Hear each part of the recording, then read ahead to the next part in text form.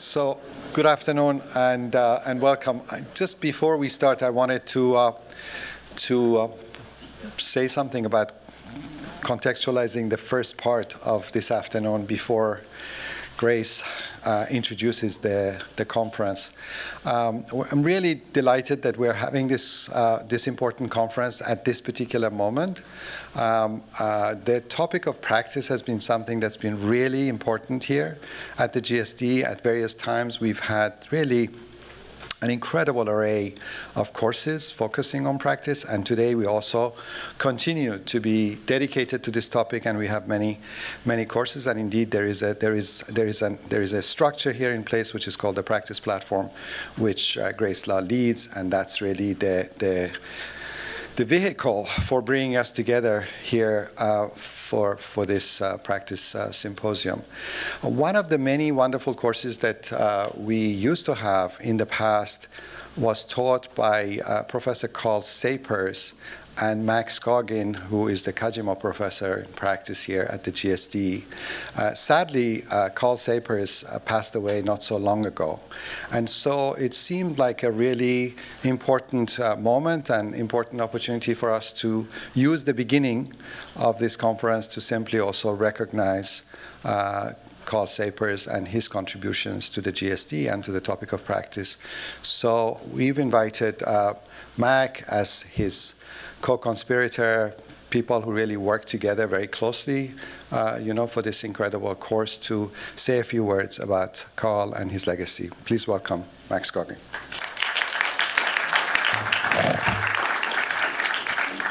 Thanks, Mohsen. Believe me, wherever Karl is right now, he is really laughing his head off that I'm up here trying to explain him. Who's a former student of Karl's? Yes. Well, you will understand a few things that I want to say about Karl.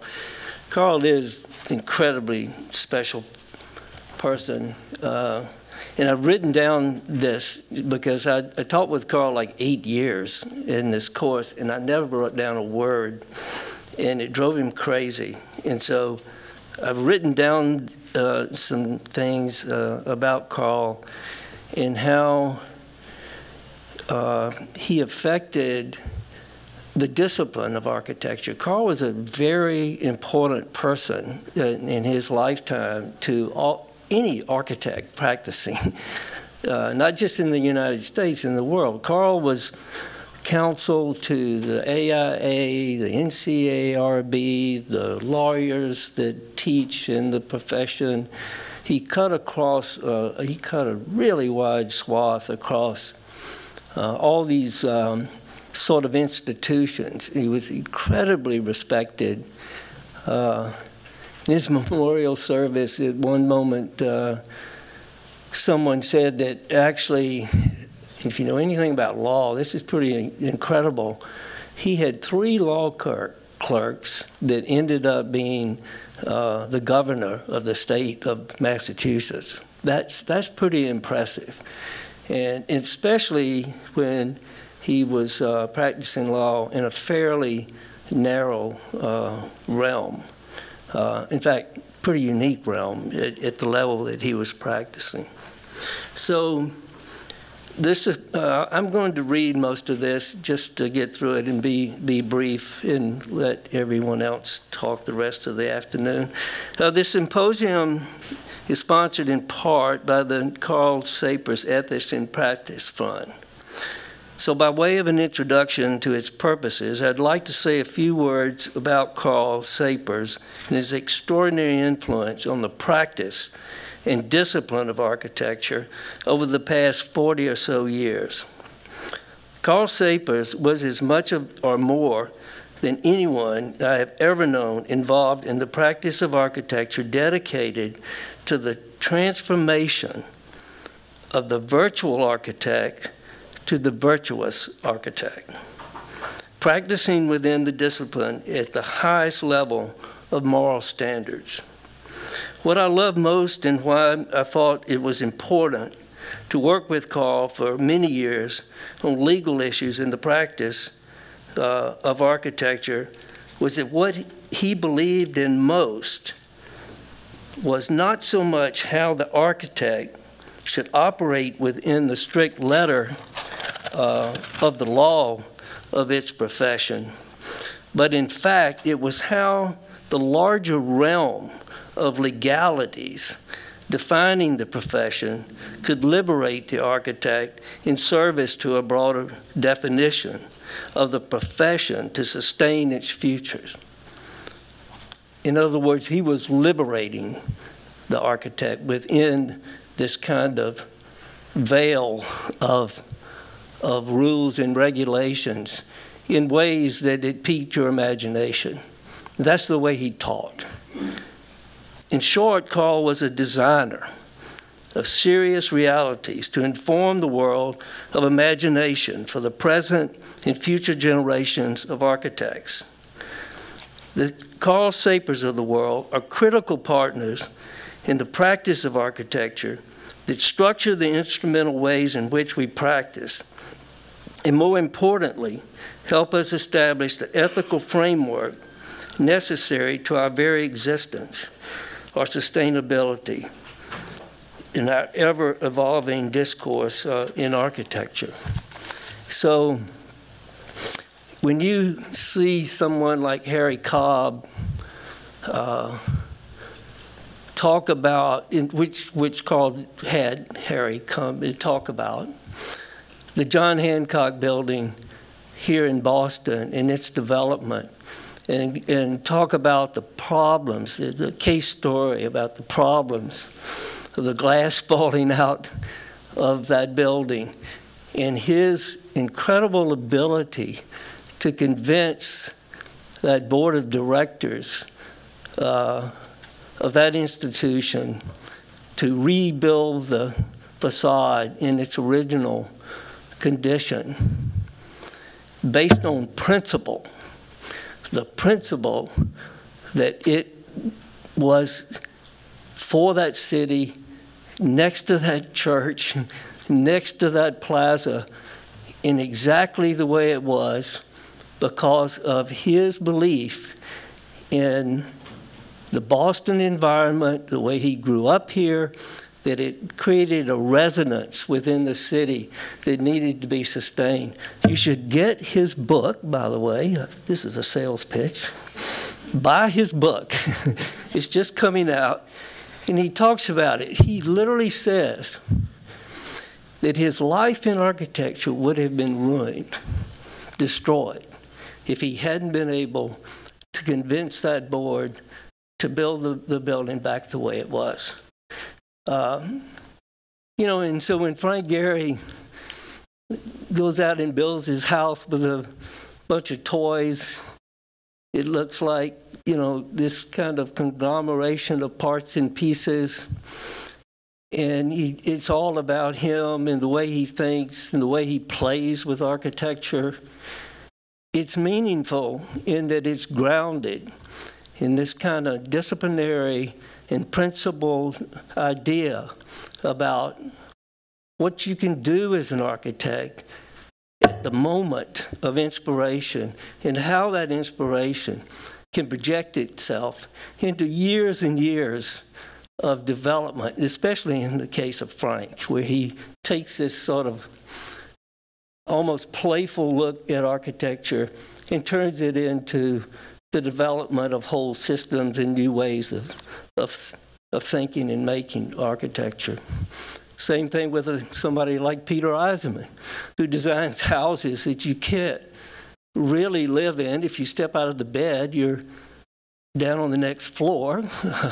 Not such a happy condition. But then again, the same person makes the, in Berlin, this Holocaust memorial that just absolutely breaks your heart when you experience it within the city. It has as much power and authority of emotion than you could ever imagine. And there are example after example of this where architects are not just designing, they're acting on principle, they're acting on a set of beliefs and ethics that extend their work into the future and sustain both time, politics, debate, academic debate, and I think that's sort of what we're here to talk about today, of how the future of the practice of architecture can sustain itself for the future. So looking forward to a lot of pressure on you guys. Thank you.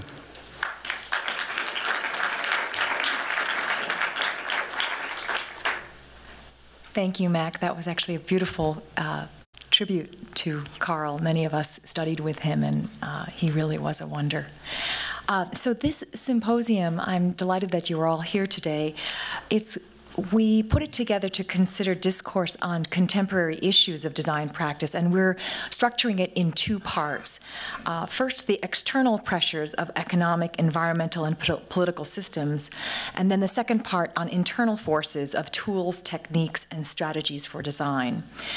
So we're attempting here to address the multifaceted nature of the profession, and we will explore these themes for the design of practice, such as work and labor, tools and technology, ethics and agency. Our goal and hope is that this symposium will highlight potential avenues for the growth and constitution of practice, as well as the issues currently at stake within the profession. We have, again, the two sessions, and I'd like to introduce our moderator for the first session. It is entitled Building Practice, Ethics, Agency, and Labor, and please welcome our new Chair of Architecture, Mark Lee.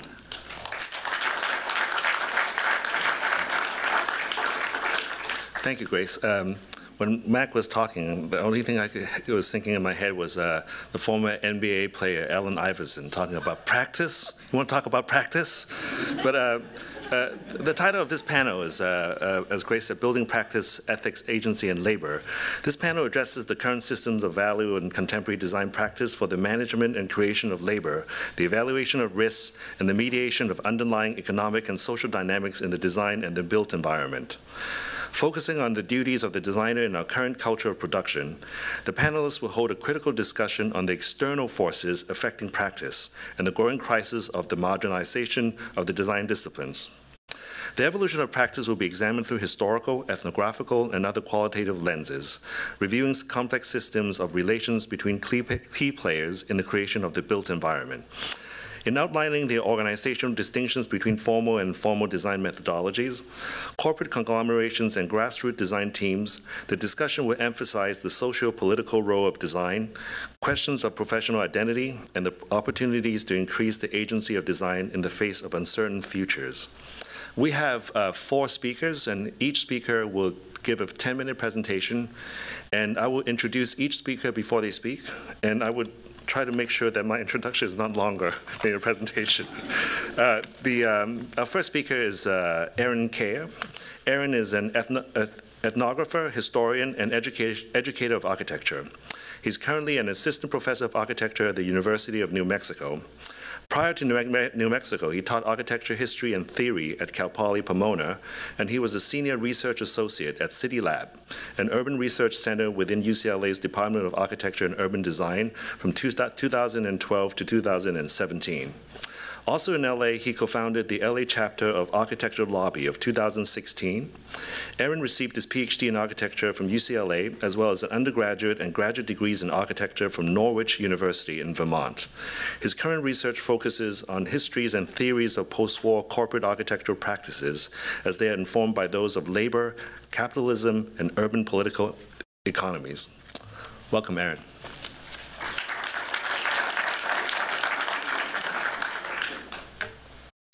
Thank you so much. Thanks to both Grace and to Mark for the kind invitation. I'm thrilled to be here.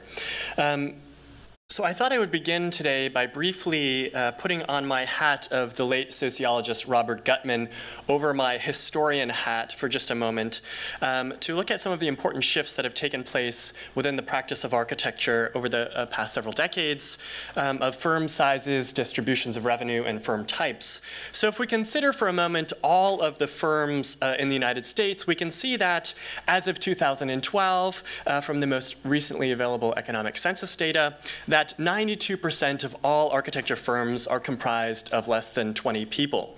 And when we compare this to the early 1970s, we can see that these statistics are virtually unchanged. But what has changed?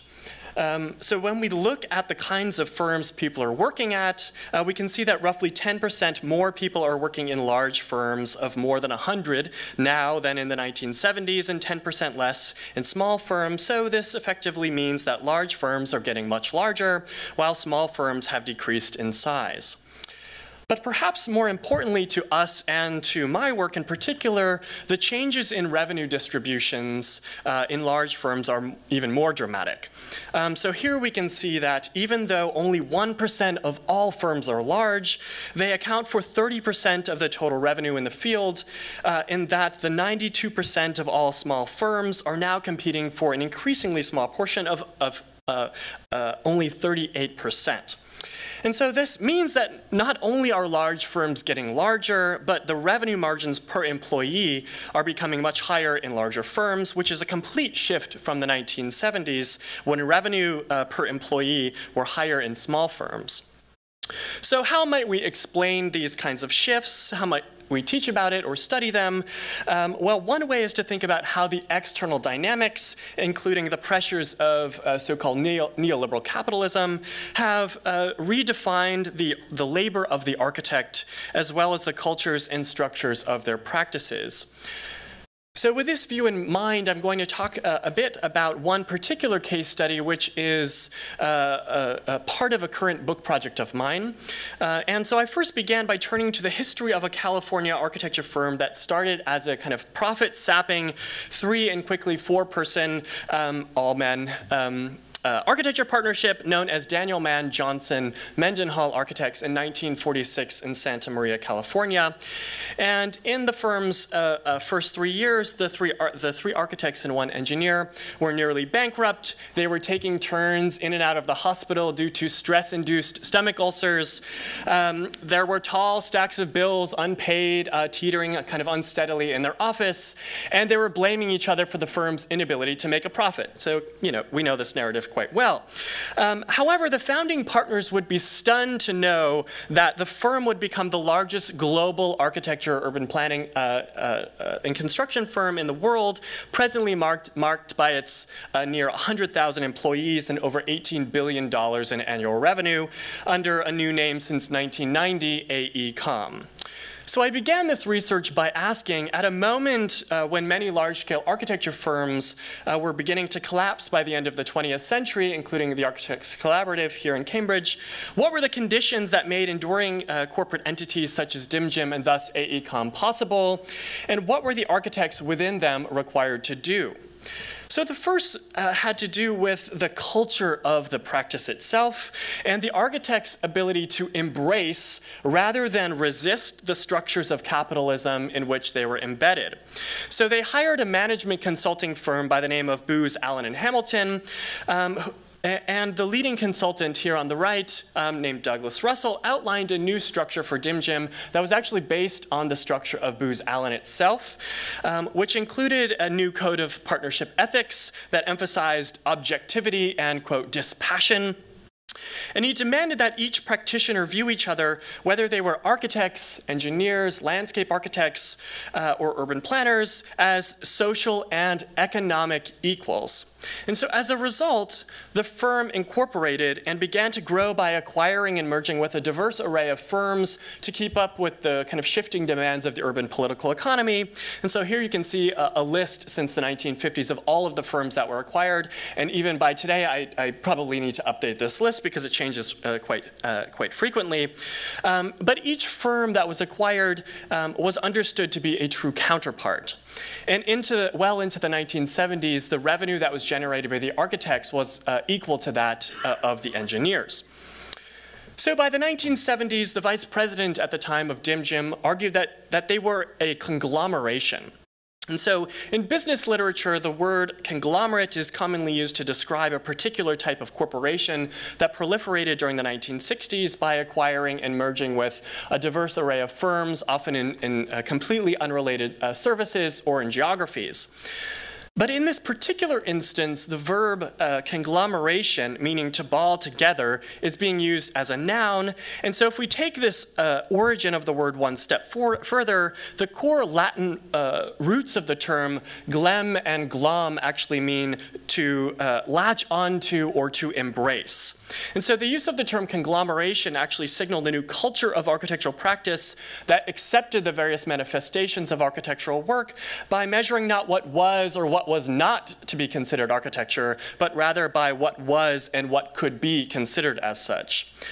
And so in practice, this had direct implications for the labor of the architect. So in addition to overseeing the firm, each partner was responsible for the marketing of new work, including forming and acquiring these new subsidiaries, some of which were viewed as, quote, capital extensive, while the rest of the firm, including the production of drawings, was described as labor intensive. And so if we look at the firm organization chart from the 1970s, there we can see this kind of emerging schism or separation between manual labor and immaterial labor, which is a kind of testament to a post-Fordist economy of work, in which manual labor inputs were not necessarily directly correlated to profit output. So what you're seeing here is essentially the subsidiaries being described and diagrammed literally in a kind of detached manner here. So what this meant was that one could start to make money without putting in any manual labor, such as the labor of drawings. So some of the subsidiaries included a real estate company called Real Tech Resources in Los Angeles. They also developed a computer data processing company called Logicomp, and here we see a kind of rare image of women working as in the firm.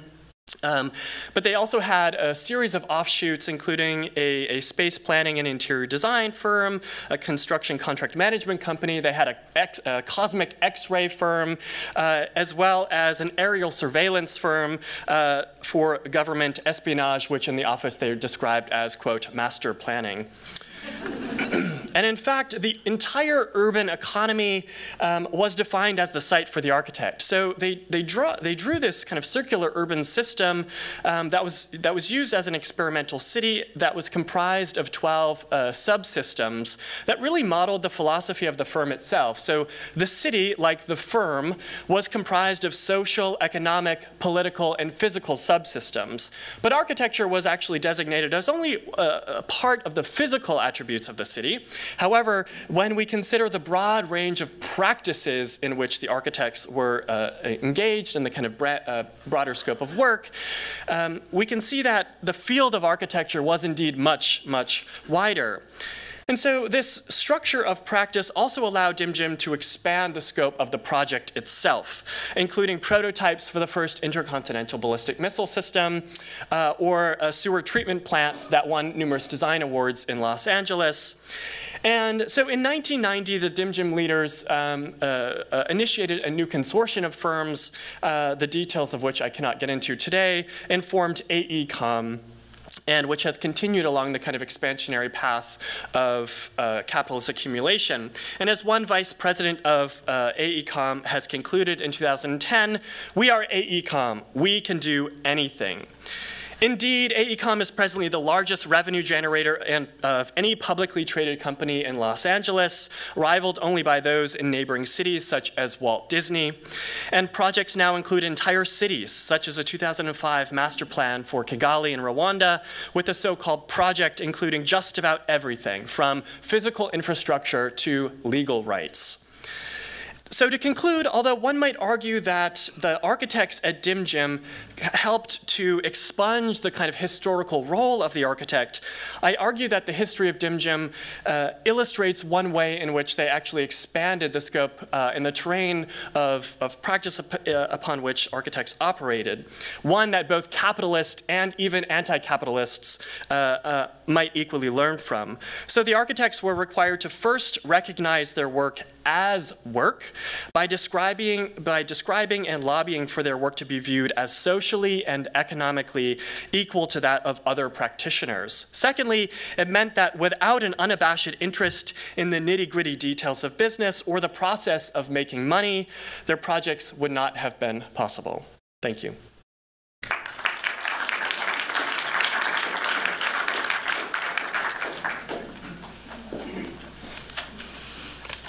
Thank you for the presentation, Aaron. I think your presentation made me realize that my own small firm has been paying large firm salaries all along, which I would adjust. Our next speaker is Neena Verma. Neena is an architect and theorist based in New York City. Her research and writing focus on the intersection of practice and society with specific challenge to the norms of perception and beauty. As a former attorney, Neena's analysis considered both the legal and architectural professions. Neena's writings has appeared broadly, most recently in Architectural Research Quarterly, and her collaborative work has been presented before the Association of American Law Schools, Buenos Aires Biennale, and Venice Biennale. She was an invited participant to the AIA Emerging Professionals Summit and an appointee to the AIA Center of Emerging Professionals. Her first build work was completed as an architecture graduate student with Tulane's Urban Build program. A recipient of the John William Lawrence Traveling Fellowship, she has studied the slum architecture in India. Neena holds degrees from the University of Pennsylvania, the Wharton School, Rutgers Law School, and Tulane School of Architecture. She is currently adjunct faculty at New Jersey Institute of Technology, College of Architecture and Design, and principal of her eponymous practice. She's working on a book about immigrants finding place. Welcome, Neena.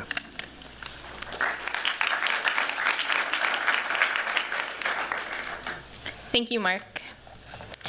I commend the GSD for acknowledging the criticality of these issues, and I'm glad to be part of the conversation today. If asked to describe the theme of my work, I think it would be the defense of architecture. An advocate by training, architecture is my client. And architecture in these times is an architecture at risk. While we can easily identify several challenges to the field, the economics, the legal environment, contractors, technology, development models, governments, and so on, I believe these challenges are merely facets of a broader marginalization of the field and its practitioners. Today, when we talk about architects, it's architects with a caveat, an asterisk of our own making. Frankly put, we are both rendering ourselves and being rendered irrelevant. Externally, we are being co-opted by the public. A populist movement is taking hold. At its most fundamental, populism is, quote, any creed or movement based on the following major premise. Virtue resides in the simple people who are the overwhelming majority and in their collective traditions. An architectural populism seeks to remove the architects from architecture. In 2016, the year of the political populist revolt, more than 4 million Americans chose to regularly spend their leisure time watching television shows about interior design, architectural renovation, house buying. At the helm of these shows are, quote, incredibly relatable individuals with no formal architecture training, regularly misrepresenting the craft as a game of trends and empowering their audiences to join in on the fun. The AIA simultaneously averred architects' growing irrelevance by forcing itself on the country with television advertisements, asking audiences to, quote, look up, as if Americans never before noticed that they were surrounded by the work of architects. Further evidence of a populist revolt? Of late, our title has been appropriated more than ever, the verb to architect like nails on a chalkboard. While architect has been recognized as a verb since the 16th century, its current non-architectural use is widespread. Indeed, in 2017, Ivanka Trump wrote a self-help book that she describes as your manual for architecting the life you want to live. Trump's use of the term architecting here grew heightened attention. For example, comedic satirist Samantha Bee pled to her 1.25 million viewers, quote, stop using architect as a verb. That's not how you language. Learn how to architect a sentence.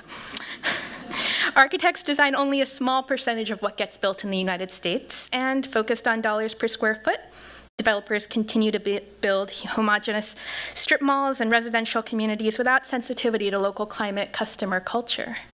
But despite the architect's absence in impression or actuality, buildings continue to get built. So populism in architecture may be very well. Indeed, let the people design. However, architects train in a very specific way with a very specific toolkit because design is just not so easy. The populist movement has erroneously adopted opinions on style and taste and misappropriated these as architecture. And with this, our perceived import wanes. Internally, our field is threatened by our own insecurity.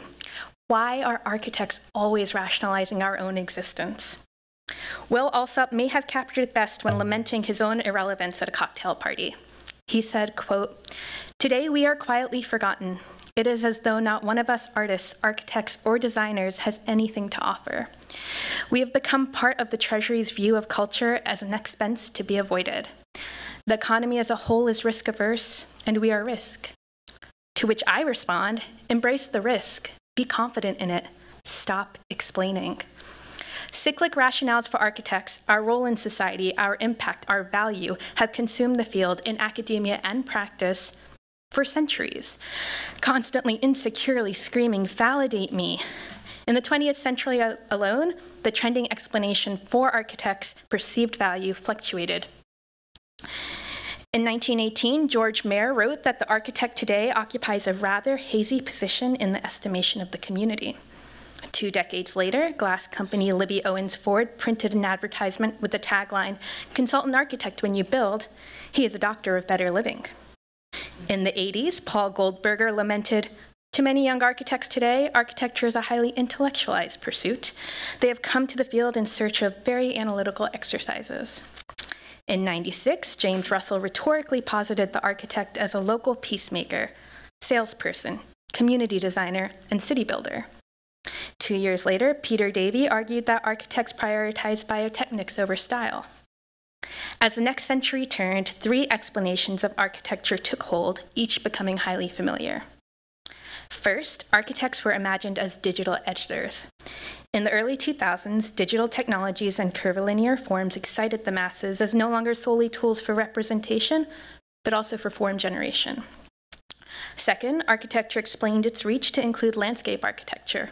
In 2008, Architectural Record published a piece titled "Landscape and Architecture Firms Grow Closer." Third, architecture was explained as a practice in sustainability.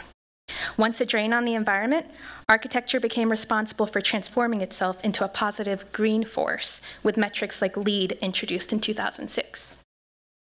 Architecture today is still often explained in these digital, landscape, or sustainability terms, and all 3 approaches have become woefully formulaic in their execution, and therefore can be imagined by their nature as somewhat inhuman.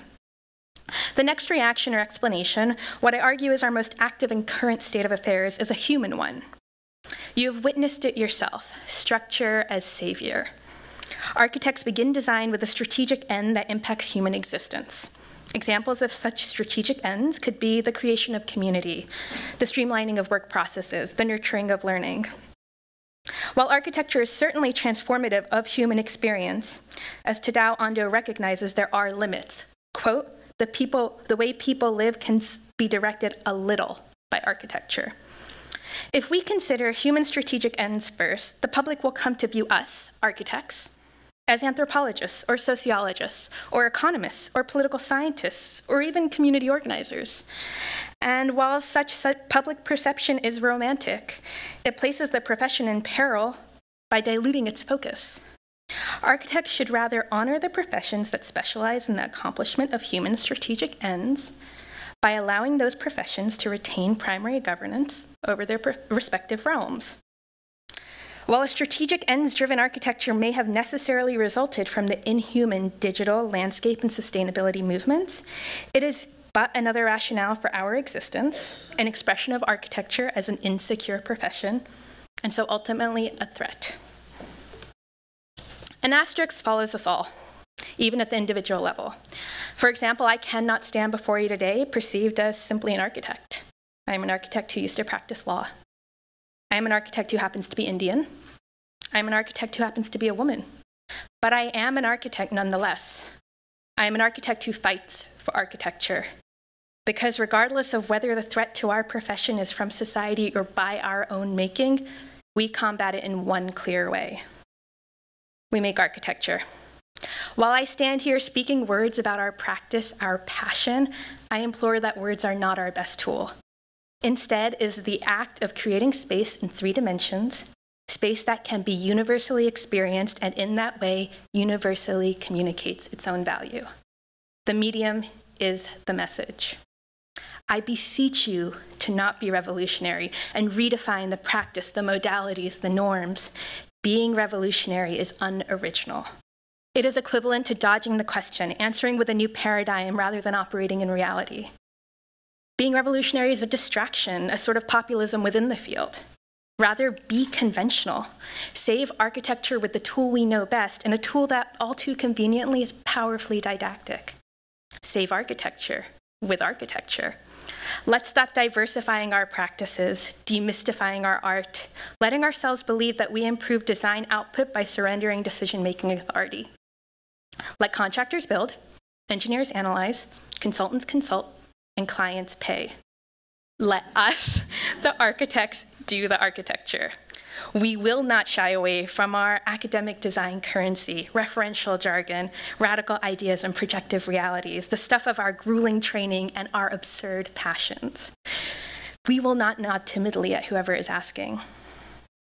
When we stop rationalizing our existence by being everything to everyone, we are able to focus on our peculiar competency. And through such insistent architecture, we will reassert ourselves. Thank you.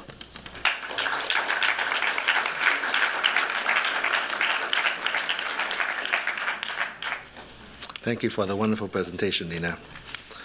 Our next speaker is Jesse Keenan.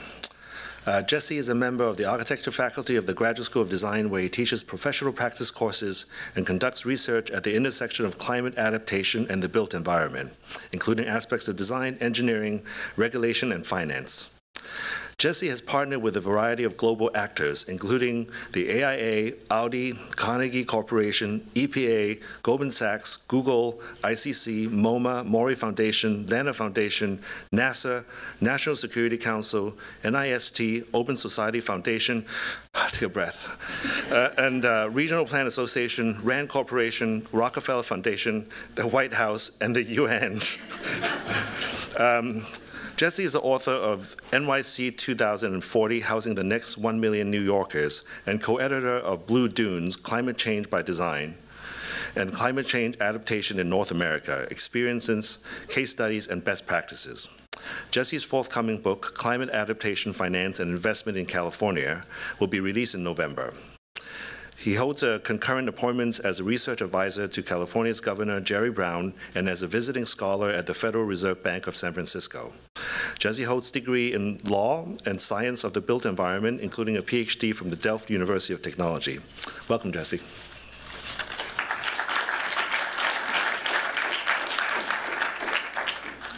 As a social scientist in the Department of Architecture, I thought it would be appropriate to explore how labor economics is shaping the practice of architecture.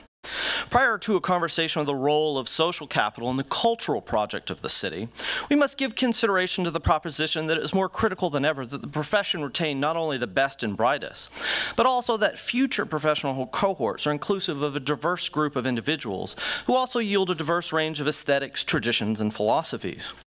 The diversity should not only reflect the public dimensions to which the profession serves, but it should also be understood as a critical springboard for innovation and experimentation that is being challenged by organizational and spatial concentrations of capital, global competition, and shifting consumer preferences for the consumption of architectural services. According to the Bureau of Labor Statistics, there are 128,000 people working in architecture. Of this number, 109,000 are licensed architects. However, only 89,000 people are making their primary income in architecture.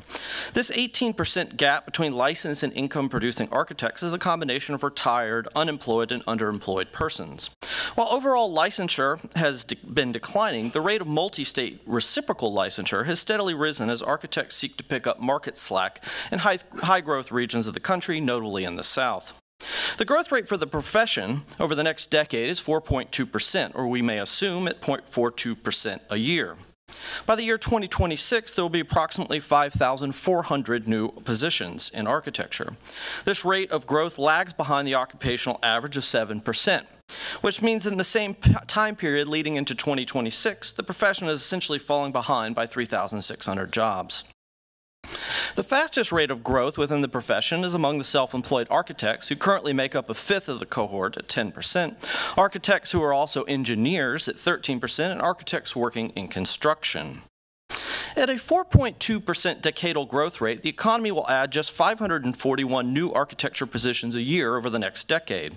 It is estimated that another 25 architects will leave the profession every year by virtue of retirement, unemployment, underemployment, and premature mortality. According to the CDC, architecture has the 5th highest rate of suicide by occupation in the United States. Overall, it is estimated that approximately 19% of architects will retire by 2026. Over the past decade, architecture schools have had a gradual decline in enrollment, but have consistently graduated about 6,000 students a year.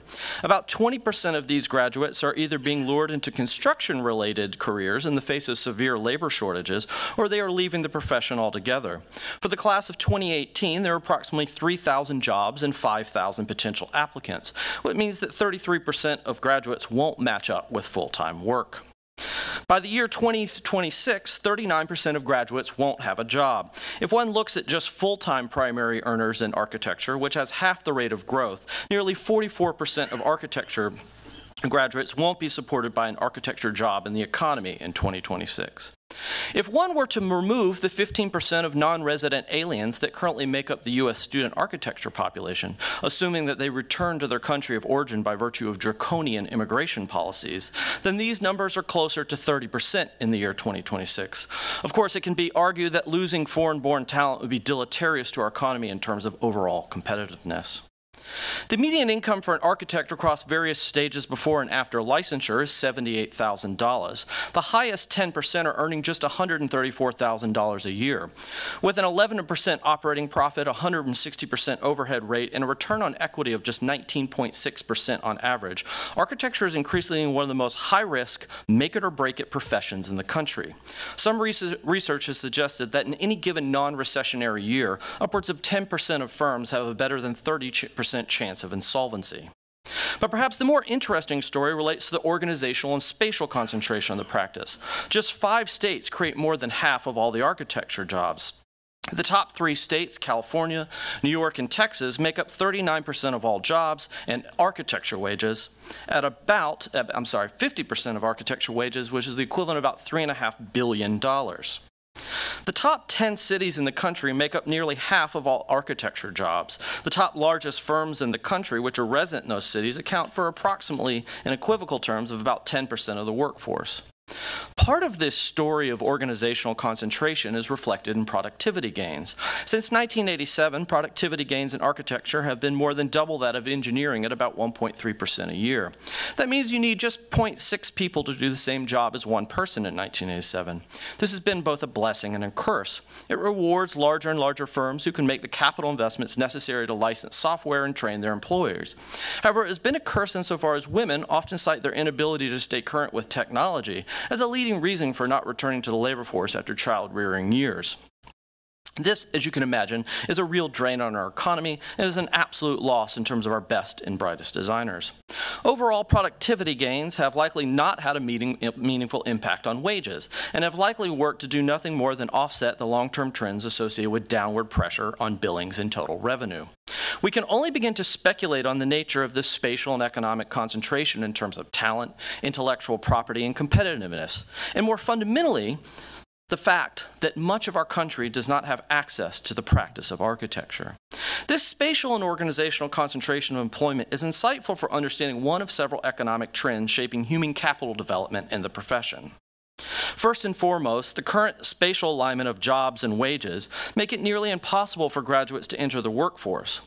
A combination of high urban rents where the jobs are, increasing levels of student loan debt are operating in tandem to limit access to anyone who isn't otherwise independently wealthy. The average student loan debt for an architecture graduate is $40,000. The mean starting salary for an entry-level designer in the top 3 urban markets is $59,800. With a $350 a month student loan payment, $2,100 in rent if you're lucky, there is just $33 left to allocate to disposable incomes and savings. It is worth noting that the median salary of $59,000 in the top urban markets reflects a mere $4,000 wage premium when compared to other markets in the rest of the country. This lack of capacity for the accrual of savings, exacerbated by a weak locational wage premium, can be devastating in recessionary periods where billings largely drop off.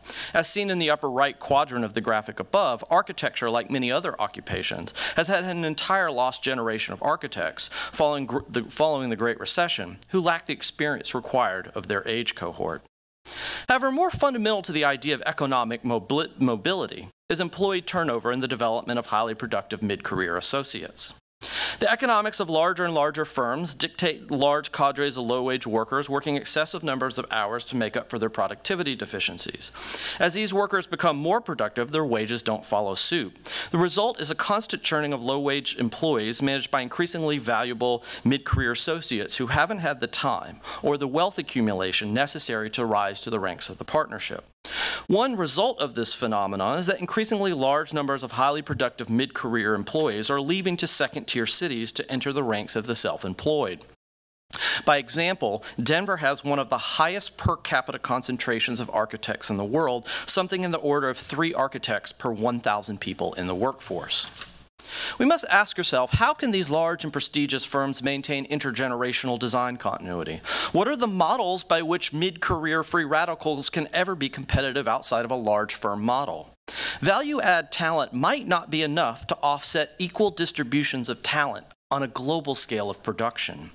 In the top 20 largest firms by revenue, some 30 to 50% of revenue is from international work. So no matter which way you slice it, international competition operates to destabilize wages in favor of offloading more and more work onto low-wage countries, even in architecture. It is estimated that 30% of American firms already offshore some component of their services. And it is worth noting that NAFTA was America's first foray into the international trade of architectural services and cross-border registration. But absent offshoring, independent contracting, part-time jobs, increasing the work of paraprofessionals will continue to flourish as a means to account for the volatility in both domestic and international billings. Beyond the cannibalization process defining labor economies in a global economy, we represent an existential proposition for architecture.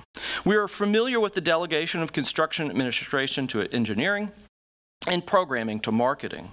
Likewise, we recognize the wide range of architectural specialties that have been spawned by a combination of technological advancement and risk management. However, there was a broader set of forces at work. From a supply side of the equation, global capitalism and the proliferation of the supply of money has dictated the deploy of said money to merely keep up with inflation. Requires larger and larger scaled investment. As such, urbanization and architecture, convenient but incomplete conflation for now, are intensified in all aspects of scale in order to give material manifestation to absolute calculations associated with wealth and power. The demand side of architecture is moving from a service for the supply of durable assets to a subscription model where buildings become products and components and where consumption life cycles are broken down into smaller and smaller increments of time and space. These parametric practices seek to optimize a built environment that arguably defies optimization, in so much as subjective notions of social organization and wealth are distributed and participated in. These fundamental shifts in supply and demand are reinforcing technical specification and the dispersal of human capital and organizational structures that skirt the lawful practice of architecture.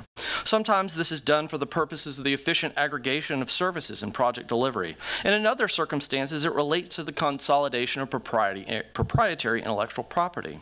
Laws will protect the general practice of architecture, but economics may transform it in ways from which the rule of law may not be able to keep up. However, sometimes law and policy itself can be as fluid in terms of shaping the economics of practice. By example, the current trade war isn't just resonating at Walmart. Firms are reporting delays, substitutions, and 15% of firms are reporting projects being canceled outright because bids have imploded. The history of the contemporary practice of architecture is defined by the development of ethics that sought to internally regulate practices before uninformed state legislatures could do so. This preemption was based on a capitalist ethic reinformed by a stable and anti-competitive economic regime. In light of contemporary competitive economic pressures, should architects go the way of other professions and prohibit the professional partnership between architects and non-architects in the delivery of architectural services? Will this stifle innovation or preserve the boundaries of the profession? Will this raise billings that can be invested in human capital, or will it make it less economically competitive than the rest of the world?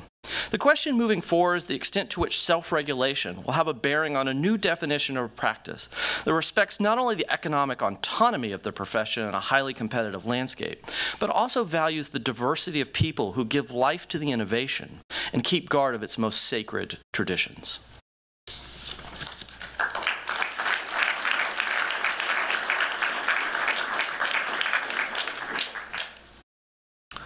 Thank you, Jesse. I hope the students who are in the audience, it's not too late to change your profession. Last speaker is Allison Brooks. Alison is the John T. Dunlop Design Critic in Architecture and the Principal and Creative Director of Allison Brooks Architects based in London. One of the leading architects of a generation and named in 2012 as one of Britain's 500 most influential by Durbitz, Alison has developed an international reputation for a multi-award-winning body of work since founding her practice in 1996. Her architectural approach emerges from broad cultural research, with each of her projects expressing a specific response to place, community, and landscape. As a recipient of the RIBA Sterling Prize, Mensa Medal, and Stephen Lawrence Prize, she's the only British architect to have won all three awards. And in 2017 was appointed as the Royal Designer for Industry by the RSA and selected as Mayor's Design Advocate for London. Alison holds a Bachelor of Architecture and BES degrees from the University of Waterloo, where she also received an honorary Doctor of Engineering degree in 2016. She has taught at the AA, the Bartlett, UCL, and recently taught at Master Studio in Collective Housing at ETSAM in Madrid. Her practice is currently exhibiting at the 2018 Venice Architectural Biennial. Please welcome Alison.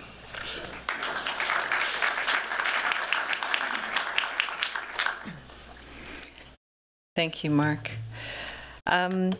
I'm going to talk, I'm going to try to stick to my 10 minutes and speak kind of both in broad terms and also in terms of specifics. I'm not going to show the design work of my practice, but I'm going to try to share with you my reflections on the contemporary state of practice.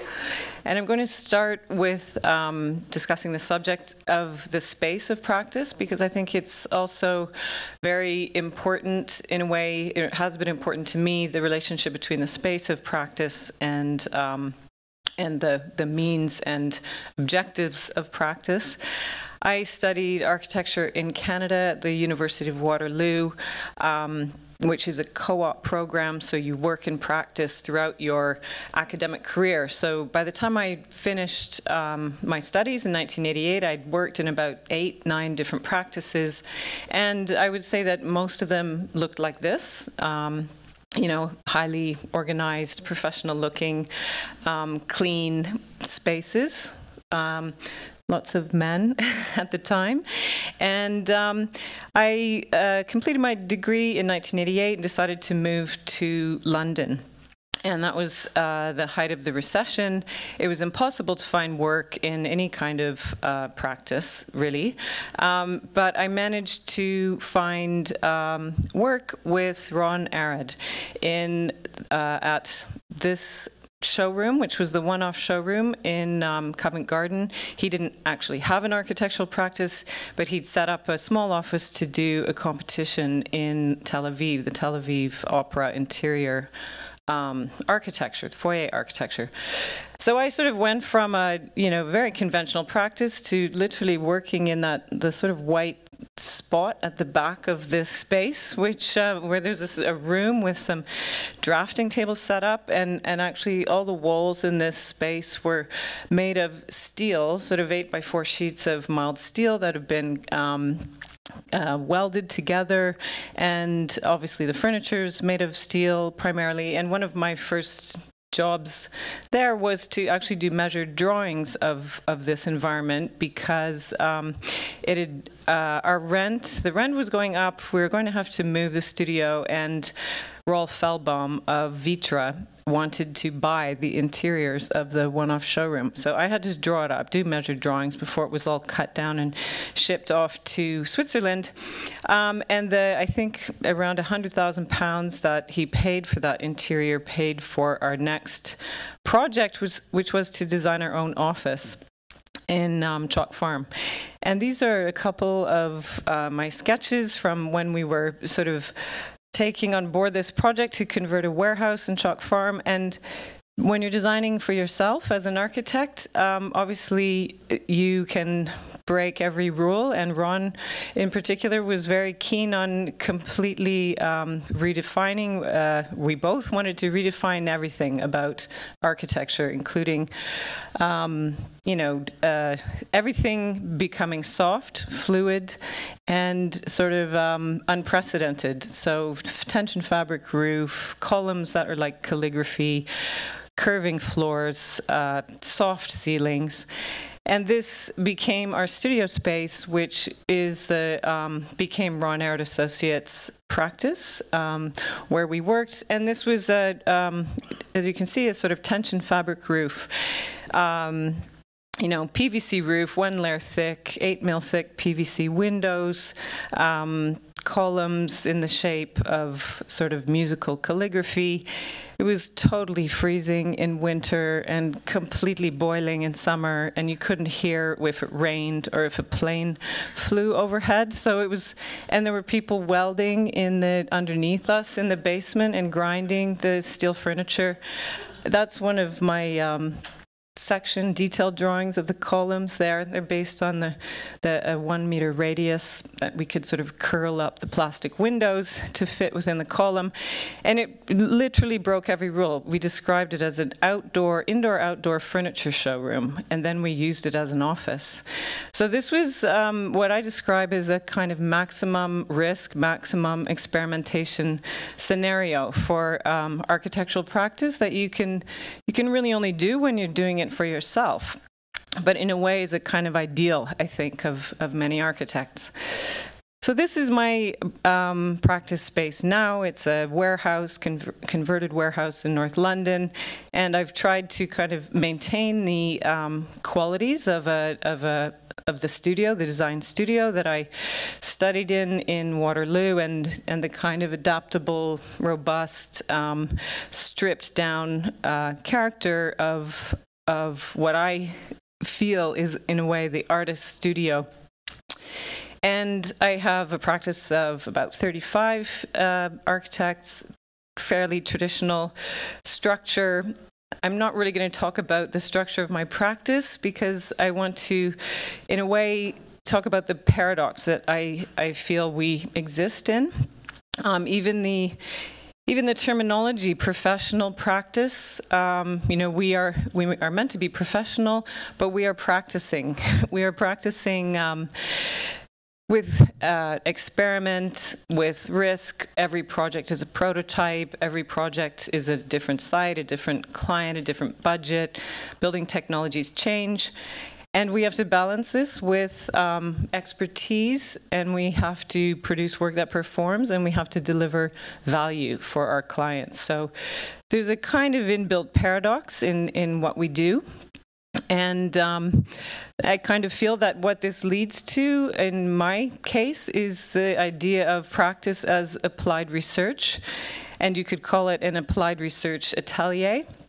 But rather than the idea of a kind of top-down atelier, I also support the principle of the hive mind, that actually ideas emerge through openness to, various people in the practice, people who have initiative, people who are on part of a design team. I support and promote multiple solutions to every problem, and then there's a kind of selection process to which I contribute or sometimes curate. in terms of quality of work and ideas and design. And I also want to refer, of course, to the project of the city and city building and city making, and this quote that David Mackey of MBM Arquitectos, or Bohigos, as you all know, and that practice was part of the initiative to more or less reinvent Barcelona in the around 2008, the project of the city. And he told me a very important story, which was that when the project of reimagining Barcelona emerged, they realized that they would never get anywhere as a kind of committee approach to reimagining the spaces of the city, and they made a very, very small team of really the mayor, the university, MBM Arquitectos, and they kind of, in a way, curated the design project of the city. So, yeah, so we are in this kind of paradox situation, and I kind of felt like responding to the kind of subject matter of this symposium that I would talk about some negative externalities. I would adopt the language of economists and say, just sort of summarize in a kind of list the things that we need to confront and deal with, and that we are aware of all the time but don't really talk about in practice or in academic forums, which is why this forum I think is so important. But yeah, so we are sort of subject to macroeconomic forces referred to by previous speaker, the kind of global capital flows, the impact on land values, the briefs that we're given, the rate at which we have to work. And we are trying to deliver these kind of high return outcomes for our clients. We're balancing time and cost and quality, which we have to compromise and juggle.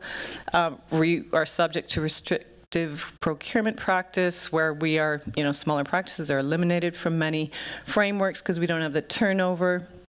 So that sort of eliminates us from practicing, so to speak.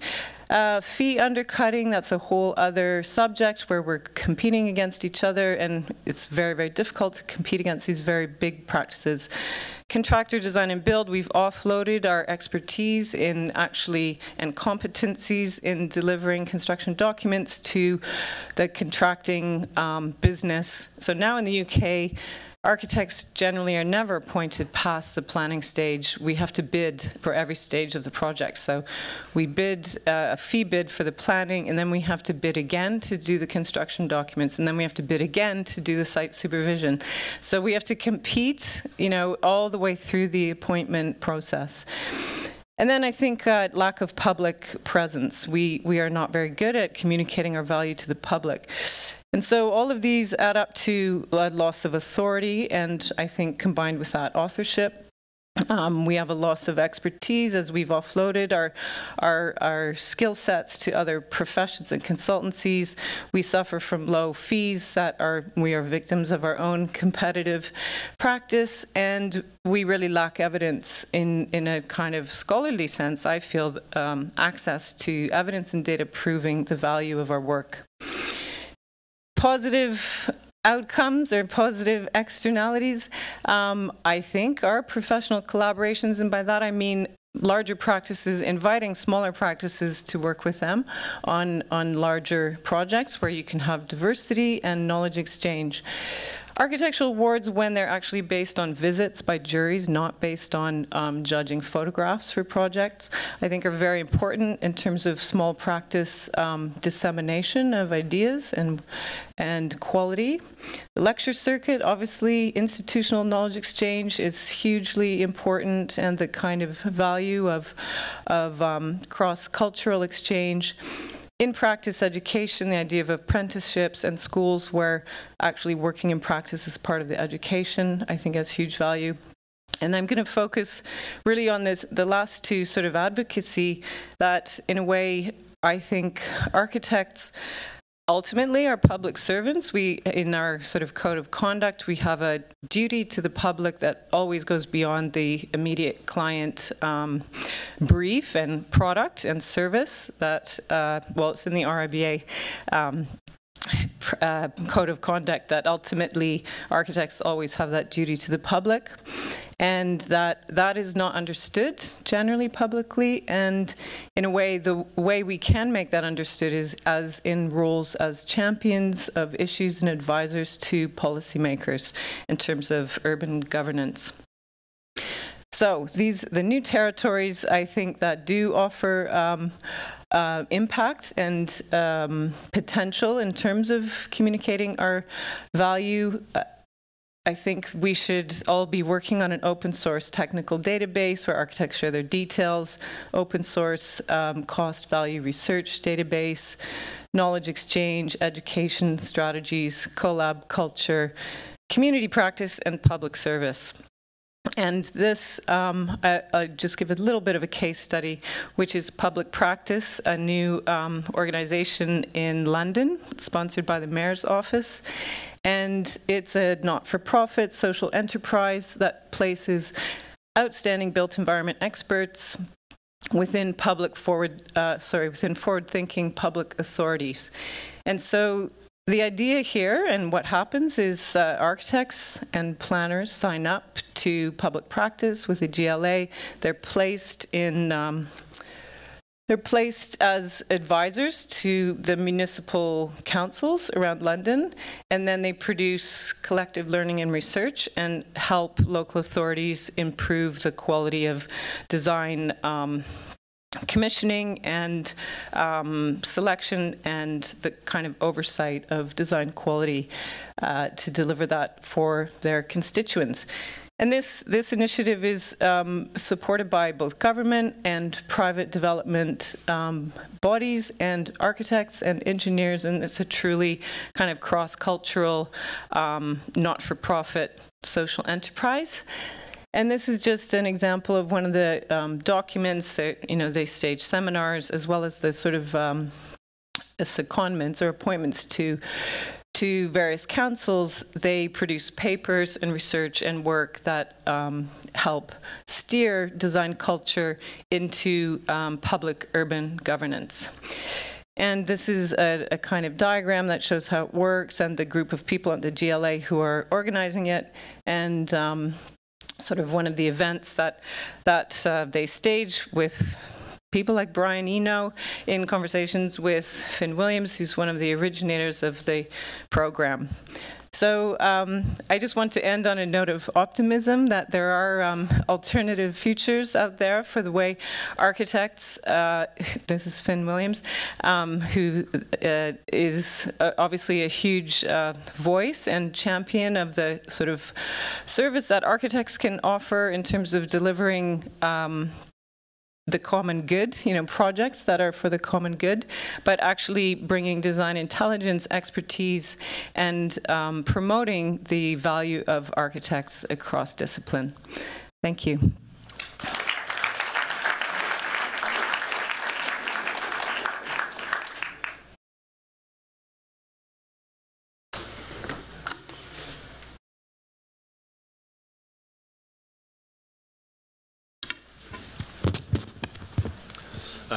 Well, thank you, Alison. Thank you, all the presenters.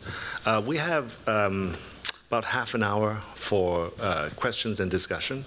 I thought what we can do is perhaps I can start off with a few questions and some thoughts, and could generate some responses between the panelists, and then we'll take some questions from the floor. Well, for me, it's a very diverse, different takes on the notion of contemporary modes of practice and backgrounds. So, but I do see some commonalities. I think one question I'd like to address is the question of design quality. The late Robert Venturi, who passed away 2 weeks or so ago, I think in his Pritzker Prize acceptance speech, he ended his speech by quoting Pygmalion, saying, Eliza Doolittle said, to be a lady, I have to be treated like a lady, and he said, to be an artist, I have to be treated like an artist. It's not unlike the quote of David McKay that Allison showed, that for a city to be a work of art, we need to be an artist, So I'm thinking, like, in terms of Aaron's presentation, for example, as you talk about how large firms are growing, is there a relationship in terms of their growth to kind of more harder to quantify design quality of the work? Certainly, the services begins to expand, begins to make more money. I mean, I'm thinking of particular moments, especially with Dim Jim, maybe in the 60s, when people from Saarinen's office came out with Cesar Pelli, Tony Lumsden, that took on a very interesting role with a corporate scale practice, but they are practically very clearly designers. It's one of this model that I don't see anymore. I wonder if that's somehow an in-between model between the boutique firms versus the large corporate firms. And how do you gauge that design quality as a firm like Dim Jim or AECOM begins to grow? That's a good question. I think Dim Jim's a particularly unique case, as you describe. I mean, with Cesar Pelli and Anthony Lumsden there, but Tony Lumsden essentially argued that and became so involved and interested in the kind of inner workings of the practice, and maintaining a kind of high level of design output and quality in all of the work. But what it required them to do was to take projects that they wouldn't necessarily consider architecture, right? Like a sewer treatment plant or a bridge, or so a kind of wide kind of range of infrastructural projects, and try to make them architecture. And so some of these projects were fascinating in the way in which they rose to the level of design awards, right? They were recognized by the AIA. They were recognized by a series of design awards with I think the sewer treatment plant that I showed very briefly is one example of that, the Tillman Wastewater Reclamation Plant, which is a kind of funny, bizarre, smelly place, but there are weddings there, and it was used as the backdrop in Star Trek. And so, I mean, I think there are ways in which the rigor of architecture and design were applied to a kind of broader range of projects. So certainly. Yeah, I think that's a great example. In reality, it cuts both ways, in the sense that very often, particularly with large conglomerates, architecture is bid in at a loss to get the engineering work, where you really make the money and the overhead. And that can work for and against you, because you can take that loss, and depending on where your quarterly profits are and the pressure you're getting up and down the stream, about whether you really want it, how far of a loss are you willing to take. And sometimes I think it's liberating, but other times I think it comes at serious constraints. And I think, as highlighted in the last presentation, that creates an artificial bid pricing by and between people who are willing to actually put in much higher quality services. And so it creates an artificial value stream that I think fundamentally challenges what they're doing on a consistent basis. I would just add, though, I think it also requires a kind of redefinition of the kind of value streams in some ways. So when you mention kind of loss or the kind of architectural loss, there are other ways that the architects were providing revenue or providing value to the firm, right? So, for example, if they design a kind of a kind of small project, the kind of direct output and contributions to the firm in terms of revenue might be less direct. However, if you look in other ways, so for example, all of the architectural work that was done by AECOM architects or Dim Jim architects were the projects that were broadcasted to shareholders, to large oil companies to invest in the company. So there's a different kind of value there, right? Whether it's an image-based value or otherwise. That is not typically what we might consider. So sure, there might be a loss in one way, but a gain in another way that we don't necessarily consider. So, as a historian, Aaron, I mean, did that really start with Dim Jim? Because when I think about Pelli and Lumsden, who came from Eero Saarinen's office, and they talked about when they worked on the Metro Rail, the monorail project in LA in the 60s that never happened. They benefited a lot by working on the Dulles Airport, teaming with Boeing and designing the people moving system that is outside of a typical construction system. And when I look at the roster of Eero Saarinen's office that included all the great Gunnar Berkers, Paul Keenan, everyone that somehow developed their own practice. I wonder if historically, where do you draw that lineage? Yeah, that's a really good question, and I would say it's a kind of it's from Paul Keenan, and thinking of Cotterell and Scott in Texas, or the Architects Collaborative and SOA, certainly the history starts before Jim, I think, because they were working at Saarinen, but I would say they were not all fit necessarily for thinking about the economics of the practice and trying to think about how that influenced their design work, right? So Lumsden in particular was gung-ho and trying to make that work, whereas Pele said, this is not necessarily for me at Jim in this kind of really for-profit capitalist model, and so left very quickly when he got to Jim. So certainly I think the history starts much earlier than that, but it's not necessarily one that is for everyone, I guess, in that model. So yeah. I mean, I think it's interesting because it seems very optimistic at that time, and also you take kind of that type of mentality of taking offense. Sure. Whereas I think both in Neena's presentation and Jesse's presentation, you talked about defense, defending architecture, defending architects' role to prohibit architects and non-architects in terms of the delivery of service. And I mean, I think the way that Neena talked about what the zeitgeist is today reminded me the story of, I think, in Switzerland, I heard Dameron's generation, or Dean and Dina's generation, where when they were educated at the ETH, the prominent figure was Lucius Burckhardt, the sociologist. And everything you should do, you can do anything except buildings, So that's why they say when Aldo Rossi came, it was a breath of fresh air, kind of focus back into architecture. Focus, but let's just look at architecture. I mean, certainly one doesn't have to take these type of extremities today, but I thought there were interesting kind of historical moments that one might find parallel to what you're describing today, Neena. Yeah, so I think that the consistent thing through all of these movements is that we are architects, that we're always architects producing work. And while we may be holding something else, sociology, at the forefront, we can't lose sight of the fact that we are architects and what we produce is architecture. And so I guess in retrospect, as I sort of studied movements through the 20th century, I became worried that the more that we put other things at the forefront, the more we forget our core. And so it's exciting and it's good to have other things to motivate us and interest us. It keeps the work interesting and it also pushes us. And it differentiates practices, and that's all very good. But at the core of what we do is, if it's architecture, then we have to remind ourselves of that.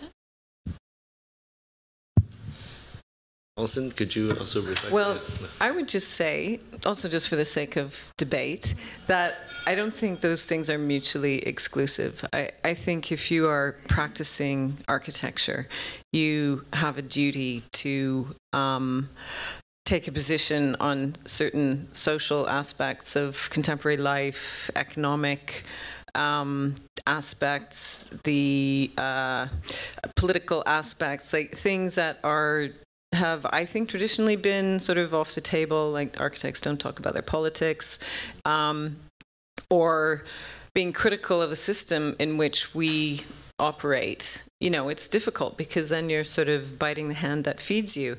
But at the same time, I think it's actually really important for clients and society at large to understand that, sometimes we have problems with what we're designing, and it's I mean, I've written a piece in this month's The Plan magazine, the editorial for October's issue, and in it I try to describe the way in which I think the current model for urban development in this age of urbanization is completely broken. The housing crisis is a product of capitalist forces, global capital, land value, planning policy, land use policy, a kind of equation that's generating a certain kind of urban development that's excluding many populations from living in the city.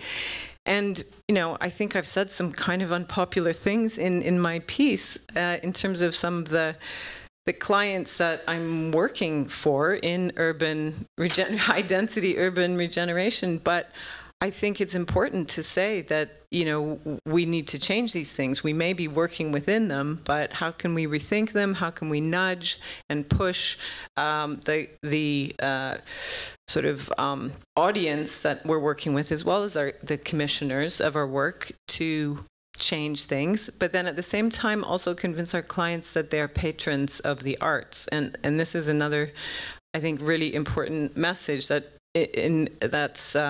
counters the idea of the architect providing a service. You know, we're not just service providers, we are providing an art form, you know, through the vehicle of our clients. So, you know, that idea of patronage is something we also have to come to terms with.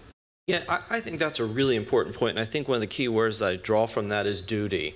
And certainly fiduciary duty we understand in its transactional sense. But I think one of the aspects of architecture that has been somewhat limiting in favor of diversifying the notion of duties, not just as a patronage as to ownership, but, you know, architecture gets to a point where you deliver the building and you get your CO and your TCO, and then beyond that, it's not one's consideration. And certainly brand and others thought about life cycle, thought about post-occupancy, thought about not just program as in terms of the sort of infinite nature of future users, but there's a cutting off point that I think begins to think about the life of buildings as the public life of buildings, and not just their context, but their post-material considerations and the footprint that has in land use and everything else. And I think the further out we draw that, not only does it fall within the rhetoric of sustainability, but I think it more fundamentally helps us see the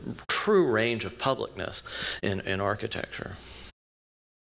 And to respond to Allison's open of debate, I think engaging socially, politically is important, but I don't think it should limit your practice. And there are firms that I won't name that their opening remark, their forward statement is that they don't do prisons. They don't do suburban housing, right? Those things are architecture, right? I mean, I don't think we can argue that.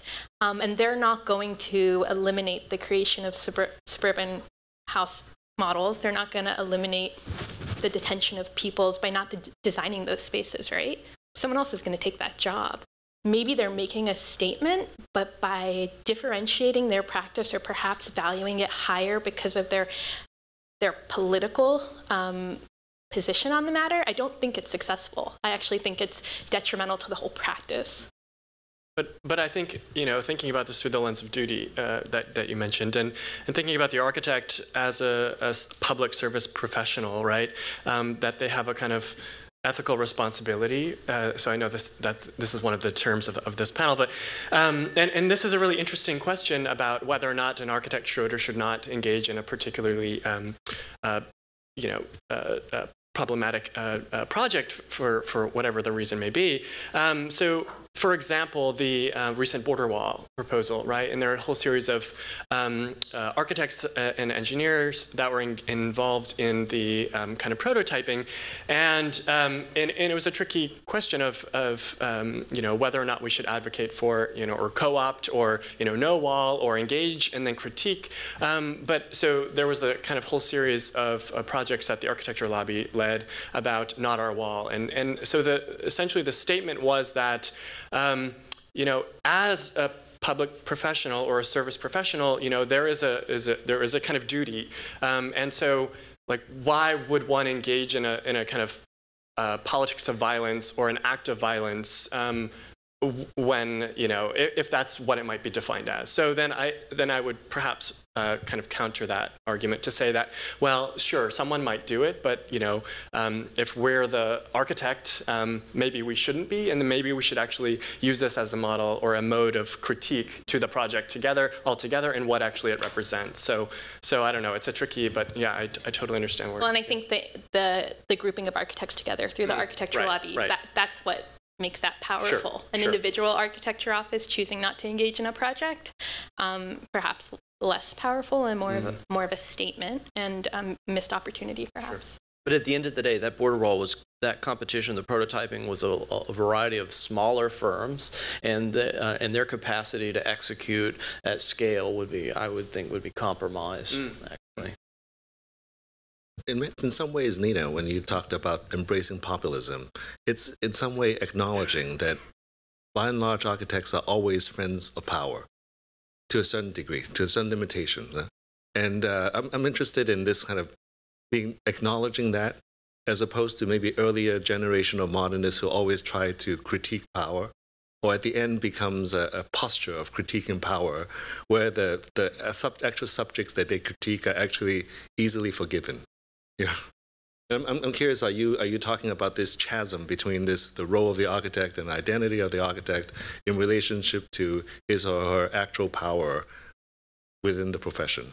Yeah, that's interesting. I think what I'm getting at is, as you mentioned, the word zeitgeist. The zeitgeist now is design-focused. Architecture is exciting, or what the public perceives as architecture is exciting, but we perhaps feel more irrelevant because of it. And that paradox is perhaps rooted in the notion of power, because we are hired by clients that pay. And those engaged in the populist movement who aren't designers we're seeing them get paid to do some work that we thought was ours or is perceived as ours. But historically, yeah, architecture is in service of power. It's in service of money, and that's really hard to hear and reconcile, but it's evidenced by the fact that the majority of what gets built doesn't necessarily require an architect. It's a much deeper issue as to what codes and city regulations require in terms of having a stamping architect when you need one, when you don't. So it's certainly ingrained in a deeper structure, but it all kind of leads back to those with authority, those with power, ultimately those with money. And they have financial capital, but the architect's power is the idea. And the idea can transcend any notion of capitalism, in the sense that more fundamentally the question perhaps is it authorship and intellectual property? And I think as we have greater resolution on the role of authorship and intellectual property and replication and reproduction, and that becomes more finite, and actually is probably one of the good things of globalization, I think that redistributes in favor of talent. I think that's a great way of looking at it. And it's also something you see happening in other fields where they were traditionally like service, they weren't service industries, product industries, and now their power is in sort of the data. I mean, I think maybe it's good to hear anyone's thoughts in terms of the changing role of practice and how it affects pedagogy in an educational setting. I think of Allison's last comment about we're not merely service providers. What is the extra value that's added on top of it? And it reminds me of Adolf's definition of an architect being a bricklayer who studied Latin. And I think about this a lot, because it's not just it's someone who has mastered bricklaying and then studied a little bit Latin. It's not a Latin scholar who laid a few bricks. I think there's a fundamental difference in terms of how we think about. There's a certain raison d'etre for us as service providers, and the excellence of that allow us to do something else as added value, as talent, and all these things on top that gives us more power. So I'm curious to hear, all of you are involved in academia and teaching, if you can comment a bit on what you think is the changing role within this pedagogical environment. Well, the first thing that comes to mind is that professional practice is usually the last course in a sequence of required courses. And there is the top quintile who is really engaged, and then there's the bottom quintile that, particularly at 8:30 on a Monday morning, requires a little bit of caffeine, if not fear. And I think that fear is a healthy one, because it's as I like to teach to students, what I'm trying to do is prevent you from filing bankruptcy. But I'm also really trying to empower them with the skills and the diversity of skills necessary to understand not the production of their work, but to calibrate and find what is feasible and what is realistic, so they can position their work within a value chain, and not just values as abstract capitalism, but something that's meaningful to them and to the organizing principles and values of their firm. And I think that the notions of management, accounting, and the like, we overlook the true value of that, and we overlook it in the course of you know, why are we not having more land use training and building codes training earlier on? I don't know. There's no real reason. You learn it on the job. But I think fundamentally exposing students, I think, earlier on in that education is a critical component for the future. And I know that comes at the cost of losing something else in their education. But I think that, at least for those that are interested, perhaps there's an opportunity there. I think next semester we schedule a class to Friday nights at 6:30 p.m. Okay? Fair. I completely agree. And I think, you know, for me as a historian, thinking about the term practice really specifically, you know, when it kind of first emerged in the 60s and 70s in kind of cultural anthropology discourse, it didn't mean any of the things that we take it to mean today.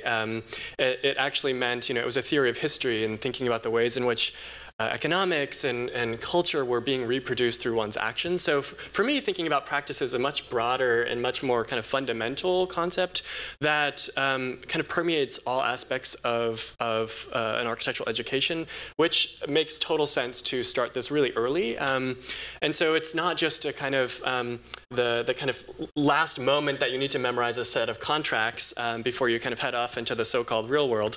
But really, you know, thinking about, well, how can practice influence, or this idea of practice influence the way we teach history, the way in which we teach theory, the way into, you know, so it's just a broader range of kind of incisions. So for example, there are a series of scholars and academics now that are rethinking the traditional history theory sequence or the kind of world survey, now adding, instead of a kind of traditional textbook, now adding maybe a text of capitalism alongside, right? So actually the text is a history of capitalism.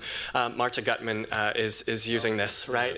But it's an important, you know, historical process of getting students exposed to, well, what is capitalism and what is the world in which I'm going to be working when I leave school. So I think it's a kind of broadening of what we think of as practice and profession, right? So Jay's kind of the history of the architect seminar that was taught here, you know, is kind of a testament to that as well. So there are two rules in my studio. You can't use the word cool, and you have to be boring. And I teach freshmen, so those are both loaded terms for them, but I push them to see the creative opportunities in perhaps the mundane, right? And so when we talk about thinking about practice differently, when you're teaching, I think that you have to acknowledge that it's not just about cool stuff and interesting forms and amazing models, because if you're informed about some of the more practical, quote, boring stuff, you're going to be pushed to create more beautiful things, and those beautiful things are going to have a story. And you may actually have a door that's to code. Like, that's not the end of the world if you start considering some practicalities. And I see it in practice too. At firms I've worked at, there's the design director who does the cool stuff, and then there's the drafts people who execute, and that chasm needs to change. And I think the place we can start changing it is in the design thinking of students. And it's okay to be a design manager. That design management itself is a track that we should really reflect and value. So.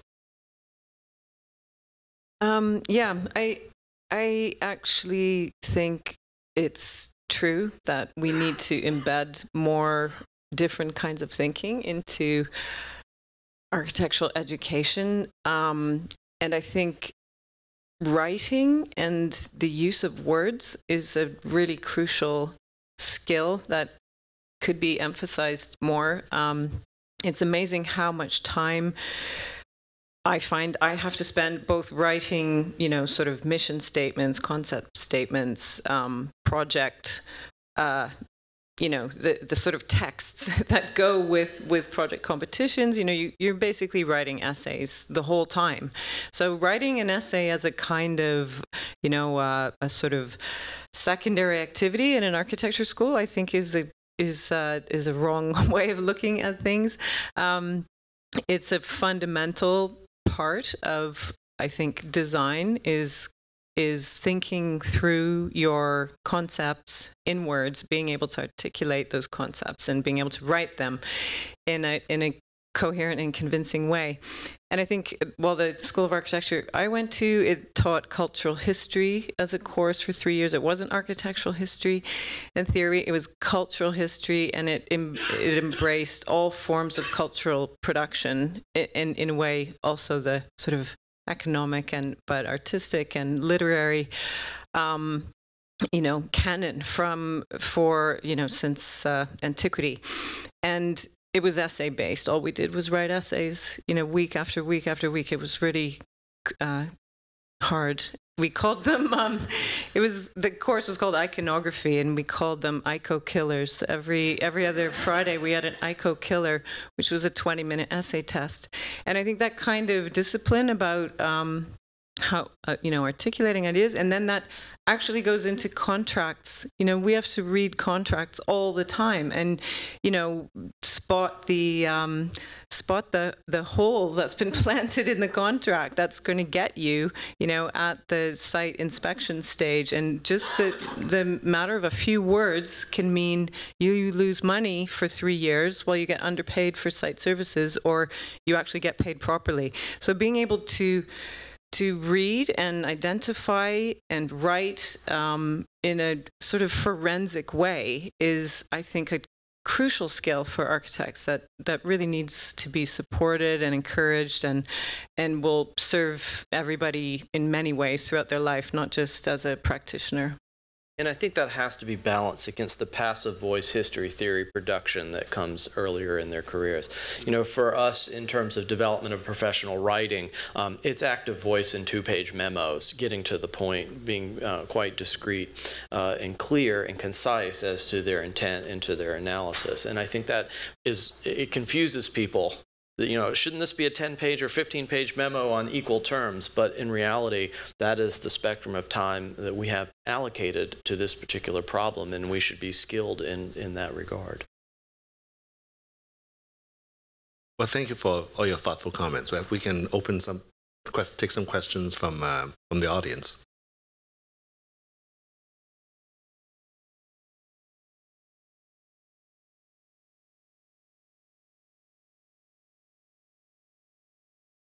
Thanks for the talks and the conversation. I'm really curious if we can mess things around, and I would like to listen your speculations on what are more balanced in terms of gender and minorities. What kind of profession should we be building and thinking and imagining from academia? How academia can inform practice to become a little bit more of a reflection of what society is, and how do you see that in your different roles?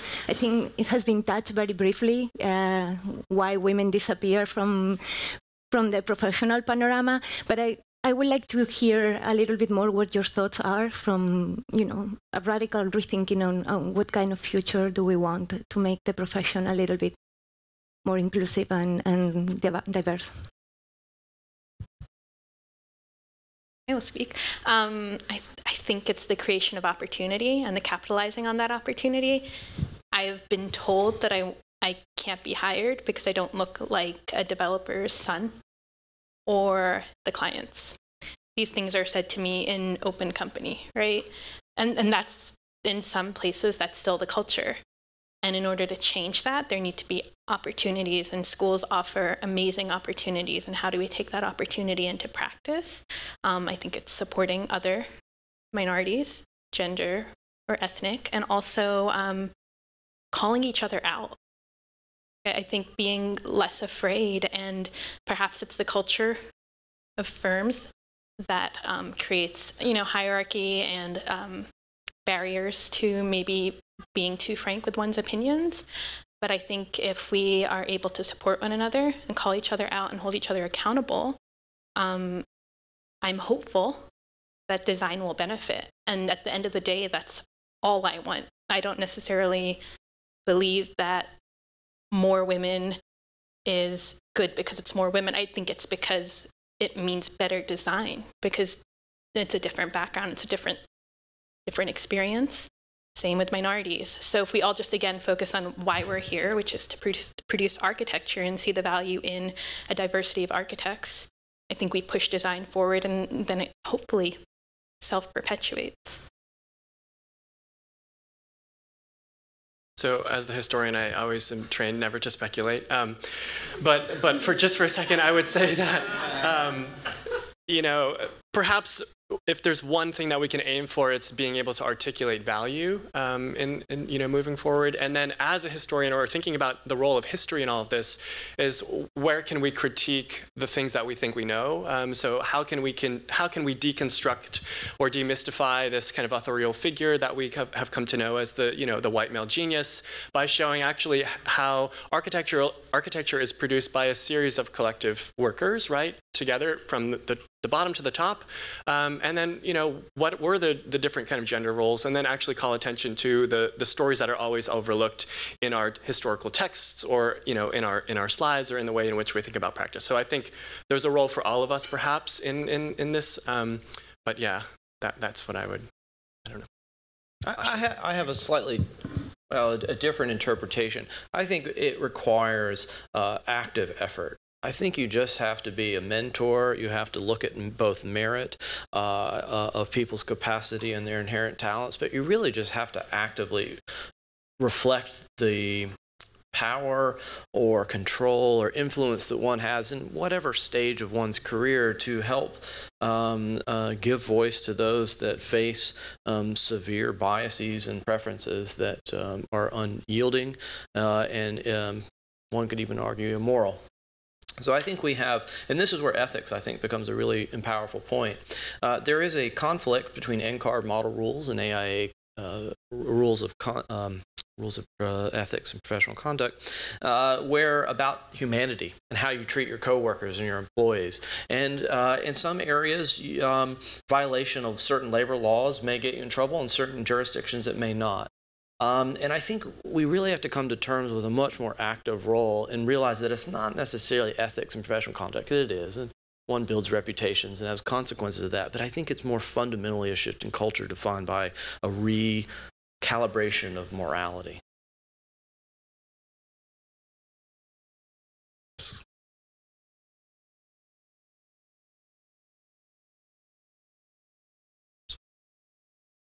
I want to take some of those themes and try to run with them a little bit. I'm struck a little bit with this extensively stimulating and exciting conversation, that there's a kind of a lacuna here for me, which is a direct conversation about value and the value that the architects bring to the table. I think architects are not very good at defining it, but fundamentally as designers, we are responsible for, you know, the design of the built environment, the shape of the places we live in. And I think there's a potential value there, and a potential instrumentalized value which can manifest as transformative power. And I would like to just try to provoke the panel a little bit to consider those avenues for the future of practice, because I think it's sort of foundational for architects going forward to define their real value proposition for practice to be sustainable. Because I think we've seen a lot in these presentations about the constrictive nature of the trends of practice. And I think personally the only way forward out of that is to redefine a basic value proposition, the future foundation of practice.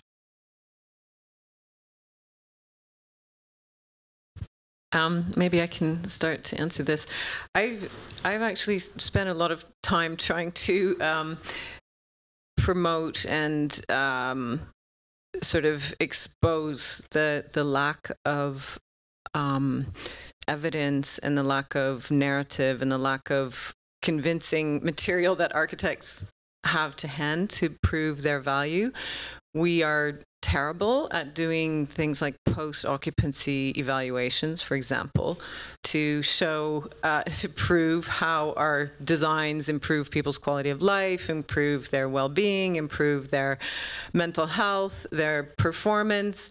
And the problem is that we don't have the fees and the time and the staff to actually do that post-occupancy evaluation ourselves. And somehow we don't also have scholars or students who are producing that evidence either in academic institutions, or if they're there, we don't know where they are. We need more access. They need more visibility, because I feel that we so often end up justifying our work based on trying to reference things that, our clients might know or relate to, that they know are good, but we just don't have the proofs that show that, really great buildings have certain qualities and certain criteria that deliver value. And the other really critical thing is long-term value. There are no... the only way we describe and measure long-term value is as heritage, particularly in the UK. Everything heritage is valuable, or it's sort of like period houses, super valuable. Everybody loves period houses. Everything built before 1900 is heritage, and it's described as beautiful and wonderful and all of these things. And we don't have any ways or means of actually crystallizing the value that we add. And also things like when you design a sort of really fantastic, the Bilbao effect has become a sort of default terminology, that when you design a fantastic building, it brings a kind of tourist economy, but it actually uplifts the value of all the properties in the neighborhood of that project. But the immediate client, especially if they're a developer, they don't care because they're not benefiting from the value of that neighborhood uplift, but the city cares that they are benefiting, and everybody, that sort of constituency, is benefiting from that uplift. So I just feel like there's a huge amount of research and data gathering and evidence that needs to be done that can help the profession to prove our value and be able to offer more, because we have that behind us. And I could say we teach post-occupancy evaluation here at the GSD. There's a methodology to it. There's a survey methodology to it. We look at models like BREEAM, where you have not only the commissioning, but the post-occupancy reports, the transparency with consumers, that interaction between how they use the building and the like. And I think that there is an element of building science there, as well as social science, that I think it's not just practical in terms of quality control. It's practical because it's a line of service. And I think it actually helps us understand and evaluate what it is that we've designed and produced. In terms of value, back to Allison's presentation, the nature of competitiveness in the field, bidding at every stage of a project, for example, and it divides us. And so as a field, unlike perhaps the legal field, where you go to work for a firm because you're interested in what they do, but you still hold absolute respect for other firms, and you see you're across the table in court, but there's a congeniality, right, that we tend to replace with an intense competitiveness amongst ourselves and amongst our practices. And while that probably generates some really interesting output, I don't think it benefits the whole field, because we can be divided, right? So cities can pit us against each other. It makes it harder for us to define our values. So we start differentiating ourselves from each other in perhaps non-architectural ways, which again dilutes the practice. So things like Aaron's work in the architecture lobby is an opportunity to create a uniform value, even if it's general, right? Even if it's just the big idea, it helps the public acknowledge us as a valuable profession and perhaps builds us up. Well, I think given the time constraints, we should perhaps take a break, unless there's a yes or no question. But no. We'll take a break and we'll reconvene at for a 10-minute break and reconvene at 10:05. But thank you again for all the.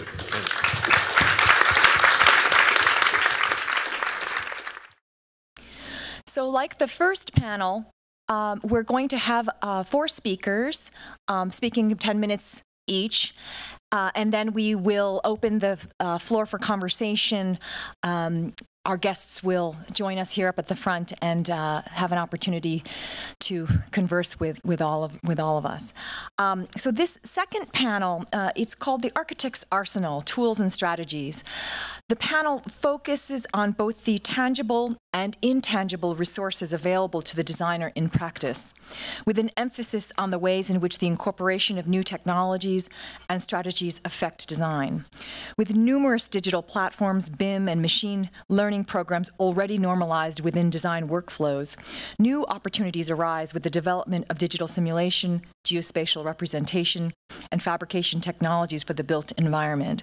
So our next panelists will discuss emerging technologies from early stage research and development to commercial and professional usage, critically exploring the gap between potential possibilities and actual feasibility in the architect's arsenal. So our first guest will be Eduard Sancho, who is a registered architect in both New York and Barcelona, specializing in strategic consulting, planning, and directing projects of all scales. His academic profile is based on his own diverse working experience, which includes being director of strategy for a private equity real estate firm in New York, developing projects for the city of Buenos Aires as urban projects operation manager, running an architectural gallery in Barcelona, and developing an international architectural competition with the Wholesome Awards with a Swiss multinational. He has lived and worked in Barcelona, Buenos Aires, and most recently New York. Currently, he is based in the greater Zurich area, running his own architecture studio where he focuses as a strategic consultant and an architect. Eduard is the author of Architectural Strategies and the book Function Follows Strategy, which focuses on how marketing policies and data affect the process of a project. He is in process of writing a third book, Digital Strategies for the Built Environment, which concentrates on the tools with which to implement strategies and design intangibles. He's taught at Columbia University GSAP, Universidad de Palermo in Buenos Aires, and Universitat Politécnica Catalunya in Barcelona, where he received his degrees in architecture and construction engineering. He's been awarded a Graham Foundation grant and a Festival of Arts and Design Theory Award for his research in architectural practice. Please join me in welcoming Eduard.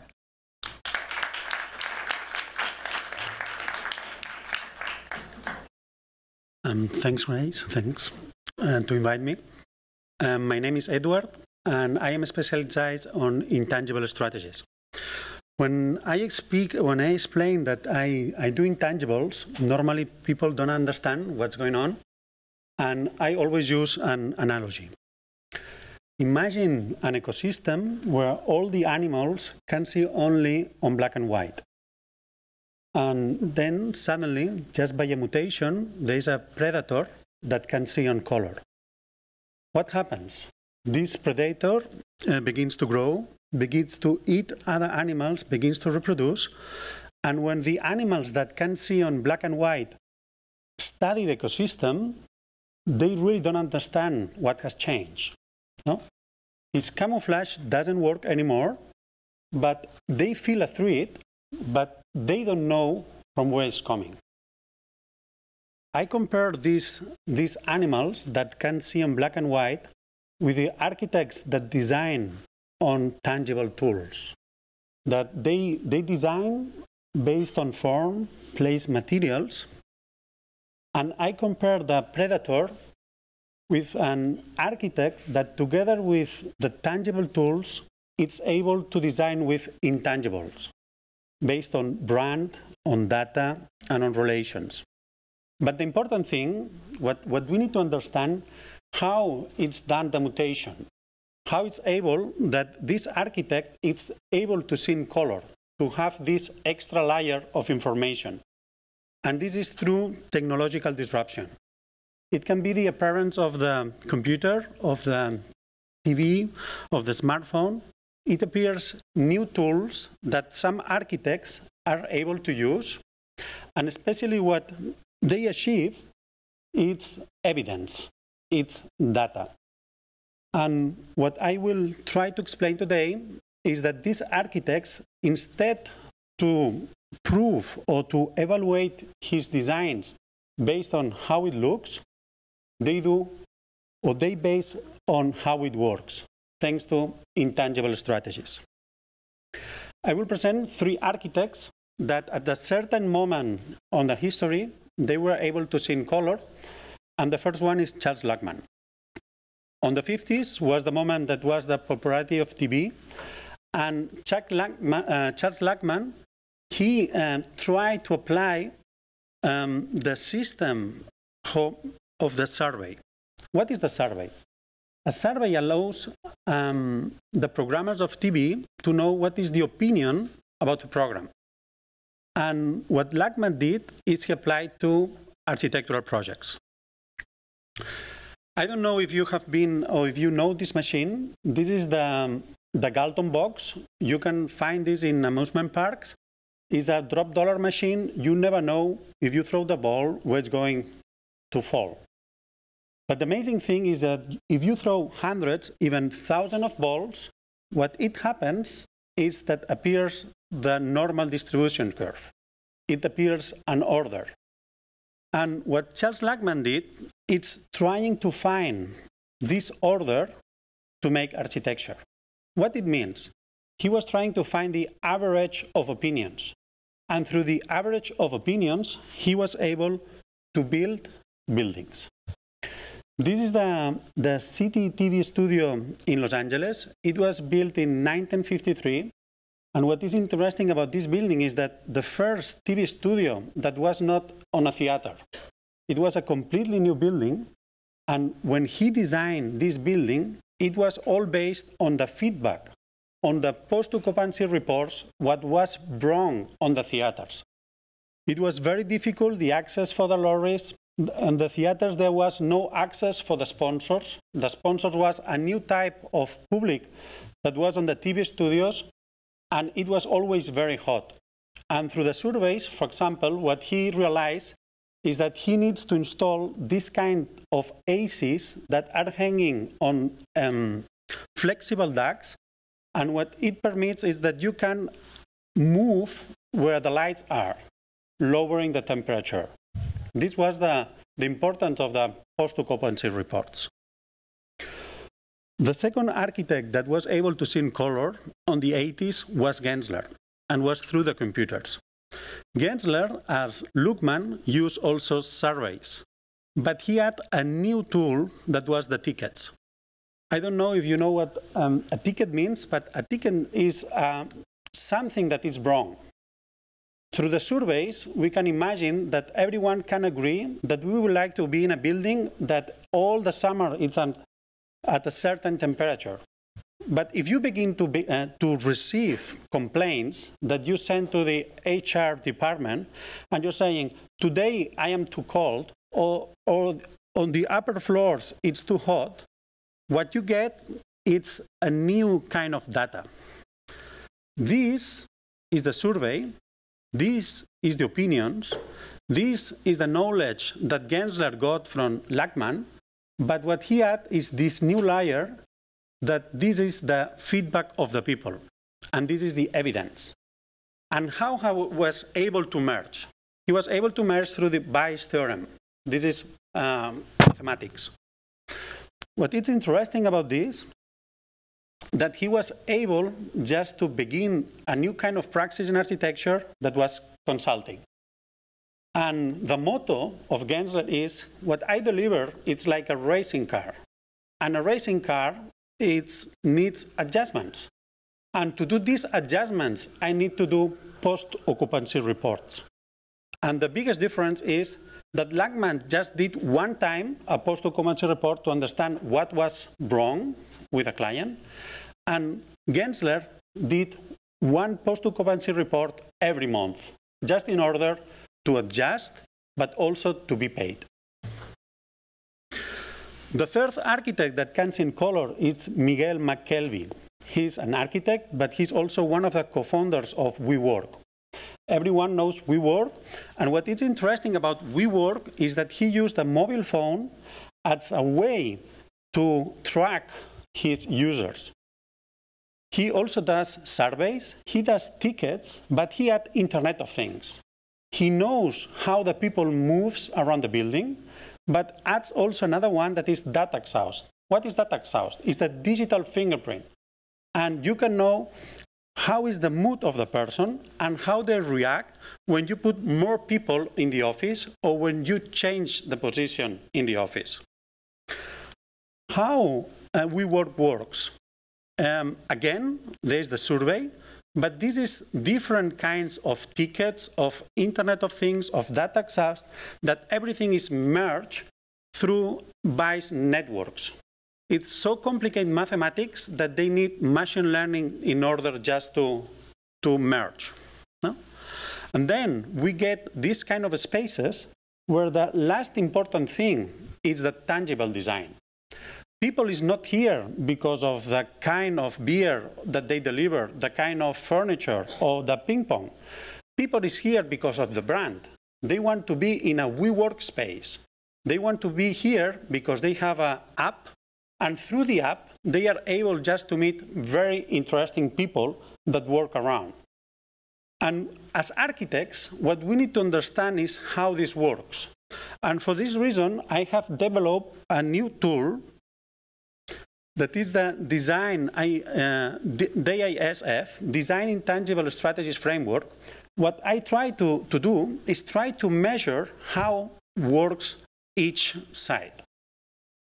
What we can see is that WeWork has a huge amount of captivity. And why captivity? Because there are community managers that nudge the people.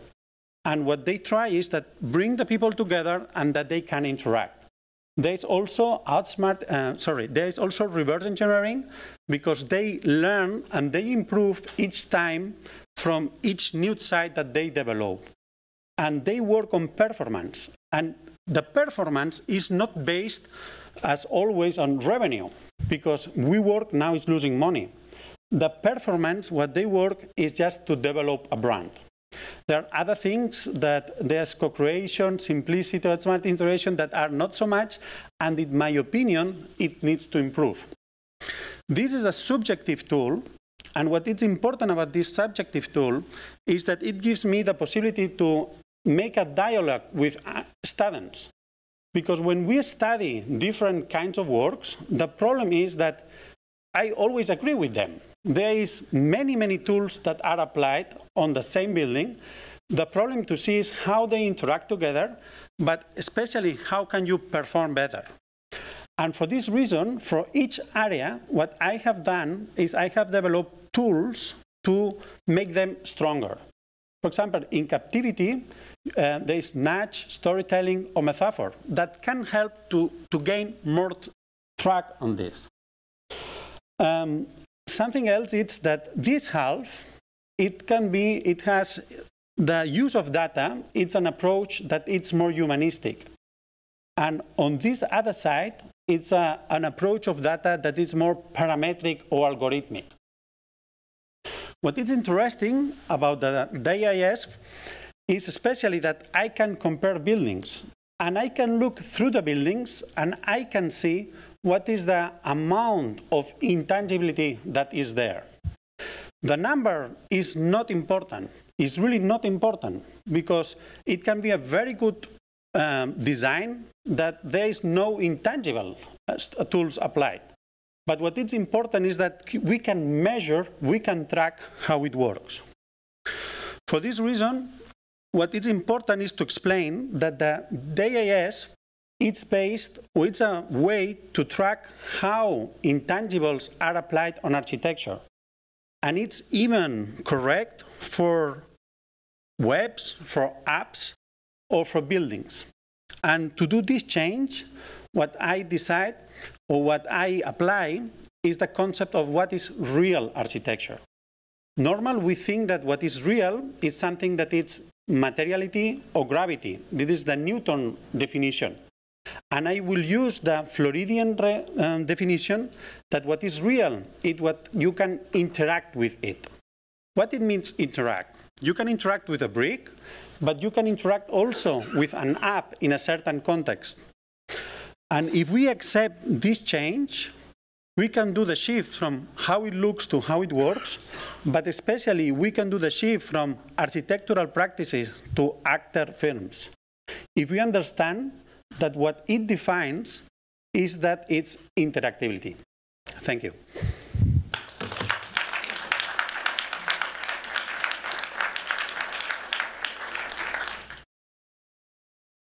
Thank you, Eduard. So next we have Sawako Kaijima, who is an assistant professor here with us at the GSD, and the Schutzer assistant professor at Harvard's Radcliffe Institute. Institute. Her work investigates the integration of architectural, structural, and environmental knowledge to create unique, efficient, and previously unattainable designs. In pursuing this objective, she develops computational design methods and artifacts employing computer simulation and various digital fabrication technologies. Her work has been widely published, exhibited, and has won multiple design awards.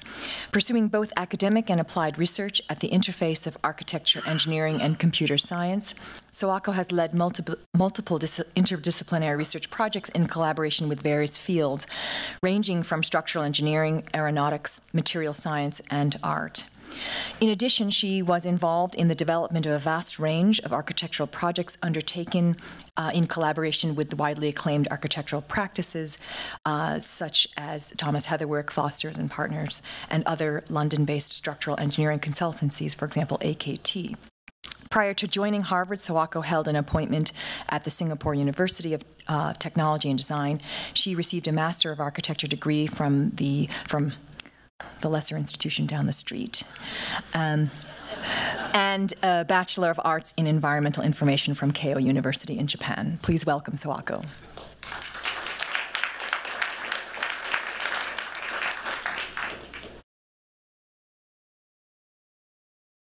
Hi, thank you, Grace. Yes, I'm from the lesser one. Yeah. So in the recent past, digital technology has altered the way in which we conceive, describe, and produce architectural space. Proliferation of new technologies often bring existing industry and educational structure into question and provide opportunities for their redesign. In this context, my work focuses on designing interfaces to integrate knowledge embedded in architectural, structural, and environmental fields, as Grace said, in order to create unique, efficient, and previously unattainable designs. Today, most of the parties related to architecture utilize various software tools in order to perform their tasks. Those software tools generally try to facilitate production within each discipline. They do share a common underlying representation of information in a digital format that can be accessed by using, for example, programming languages. This is significant as there is a technological communication channel between architecture and engineering. So my background is in architectural design, but I worked for structural engineering consultancy for years in the past and developed multiple custom methods and tools to address project-specific design engineering challenges within the industry. However, today, because the time is limited, I would like to show you just a few approaches I'm taking to integrate mechanical properties of material in design. TopoStruct is a software tool we developed over 10 years ago based on topology optimization. Topology optimization is a well-documented method in mechanical engineering where you suppose a continuous volume and apply support and loading conditions to find topologically optimal material distribution of materials in space.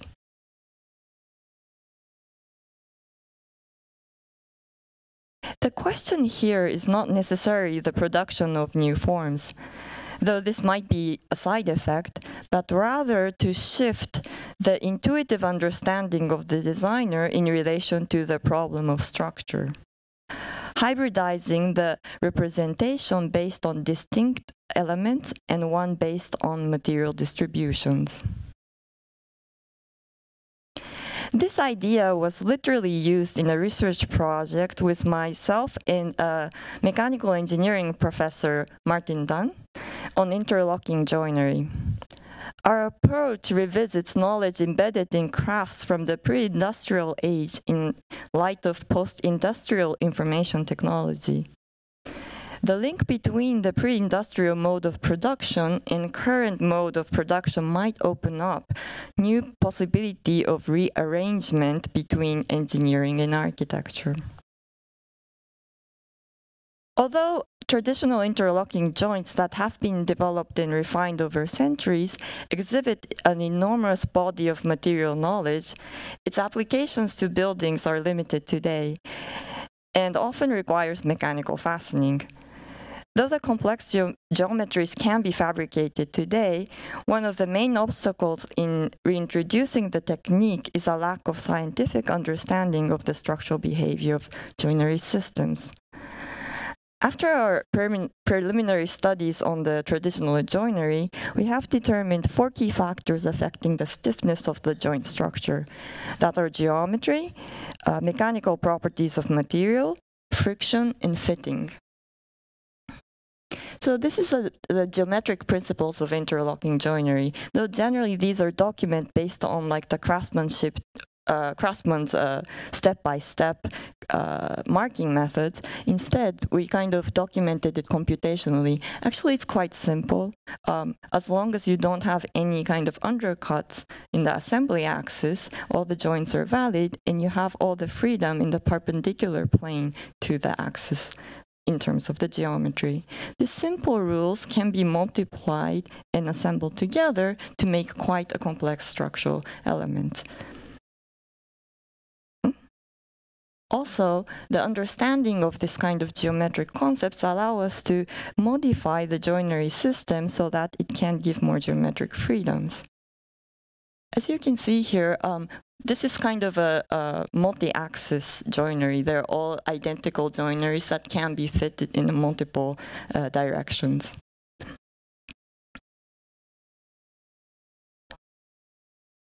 However, if we were to build this out of timber, it would not work structurally, as all the wood fibers will be cut in an unreasonable manner. But instead of taking this as a given limit to geometric possibilities of joineries, our research takes a particular view that microstructures and its composition of every material, including that of wood, will be designed and custom tailored to improve its performance and reliability in the near future. These materials are called functionally graded materials, and one of the methods to materialize such concepts is accessible today through multi-material additive manufacturing technology. The multi-material printer we use can print materials with varying elasticity.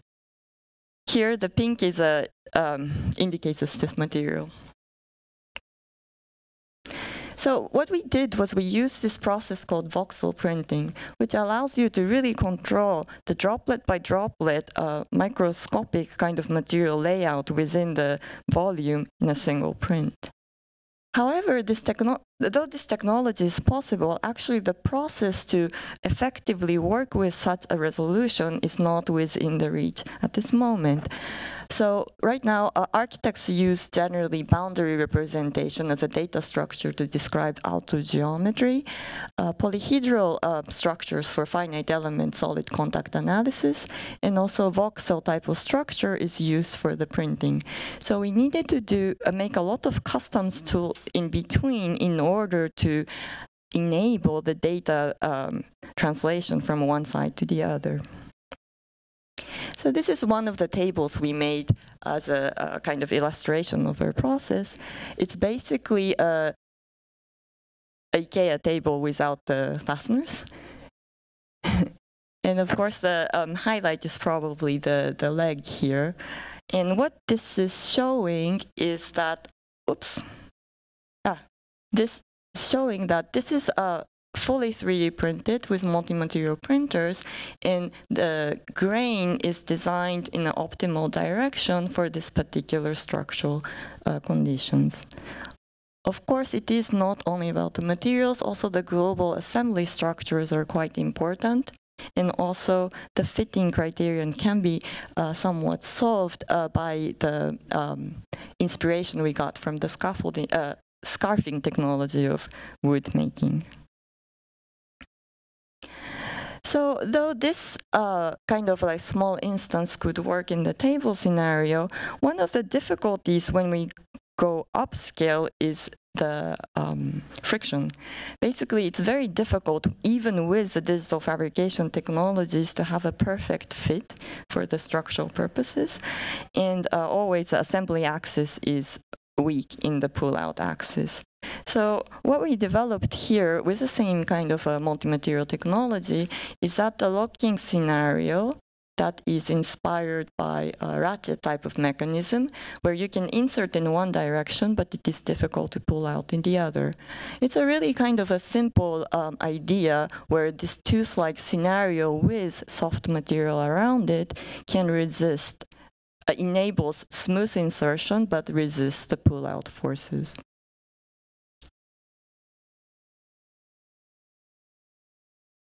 Actually, this is like the first iteration one. We have like a better structure now.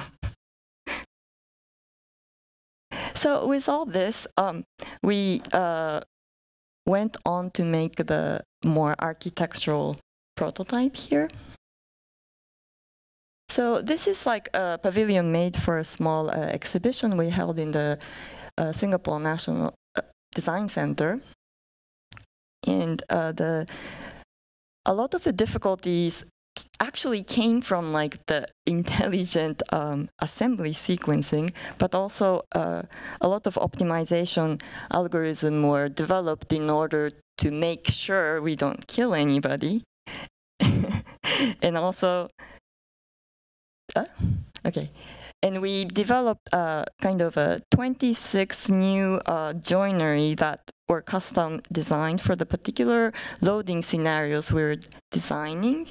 And as you can see quickly from this drawings, that these ratchet mechanisms and all the material distributions were embedded within each joint system. Also, what was interesting here was we were able to print this in a transparent material.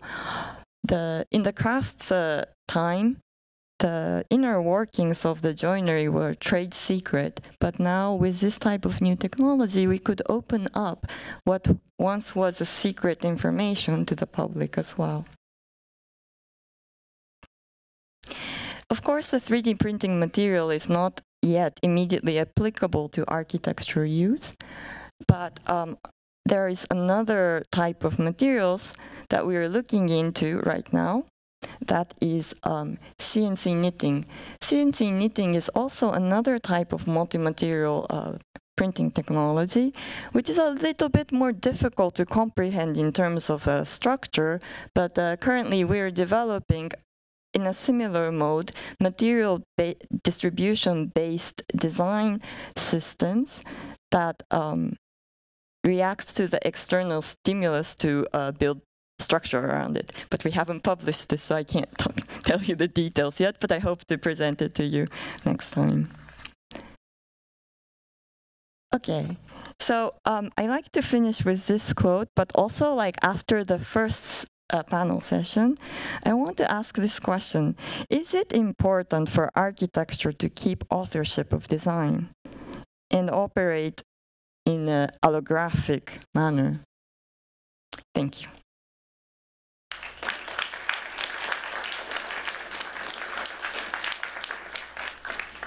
Thank you, Sawako. So next, we have Randy Deutsch, who is the Associate Director for Graduate Studies and Clinical Associate Professor at the University of Illinois, Urbana-Champaign, teaching and conducting research in design, professional practice, building technology, and digital technology. An architect responsible for the design of over 100 large, complex, sustainable projects, Randy has been an exec ed program leader here at the Harvard GSD. He has written for Design Intelligence, has been featured in Architect Magazine and Architectural Record, and is the author of 3 books: Convergence, The Redesign of Design, on the nature of the ongoing convergence of technology and work processes in the profession; Data-Driven Design and Construction, which is strategies for capturing, analyzing, and applying building data, on the innovative individuals and firms who are leveraging data to advance their practices; and BIM and Integrated Design, Strategies for Architectural Practice. In this tracks the social and organizational impacts of the new technologies and collaborative work processes, among other publications. His next book is called Super Users, Design Technology Specialists in the Future of Practice, and that's due out next year in the mid-2019. Welcome, Randy.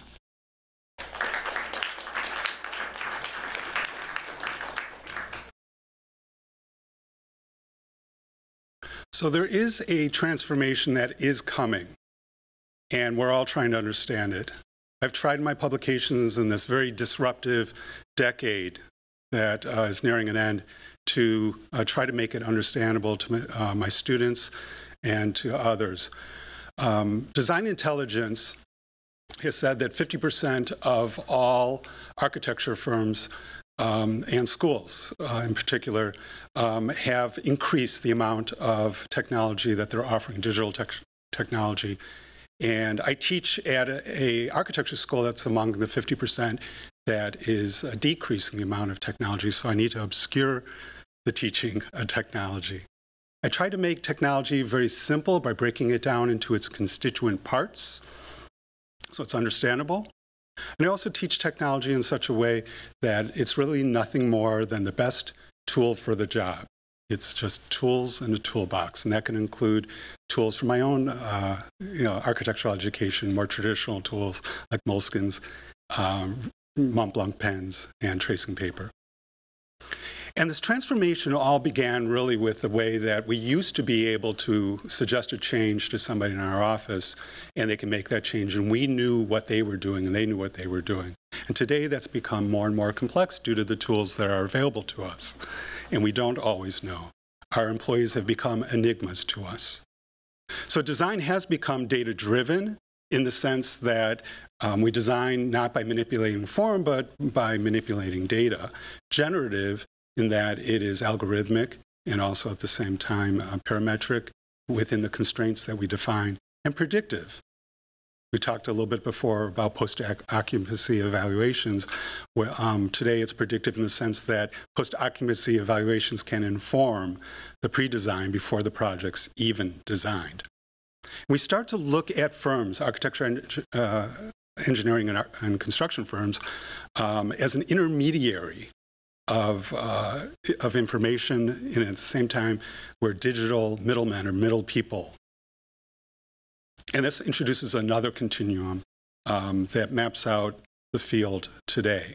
So on the far left is a situation, as dystopian as it sounds, where nobody designs, and we design nothing. It's generative design. And on the far right, it's where everyone designs, and they design everything. And we think of it as crowdsourced design. But that's generative design as well, in that it's the public that is generating the design. In Grace La's podcast, wonderful podcast that everyone should listen to, in her episode with Paul Nakazawa, they define the left side as Patrick, or Patrick Schumacher's world, and that's the algorithmic project. On the far right was Rainier's world. It's the cultural project. But also in the episode with Jeannie Gang, it's also on the involvement of the public in what we do. So of course now AI is upon us, and AI is very much a black box, just as our employees are black boxes.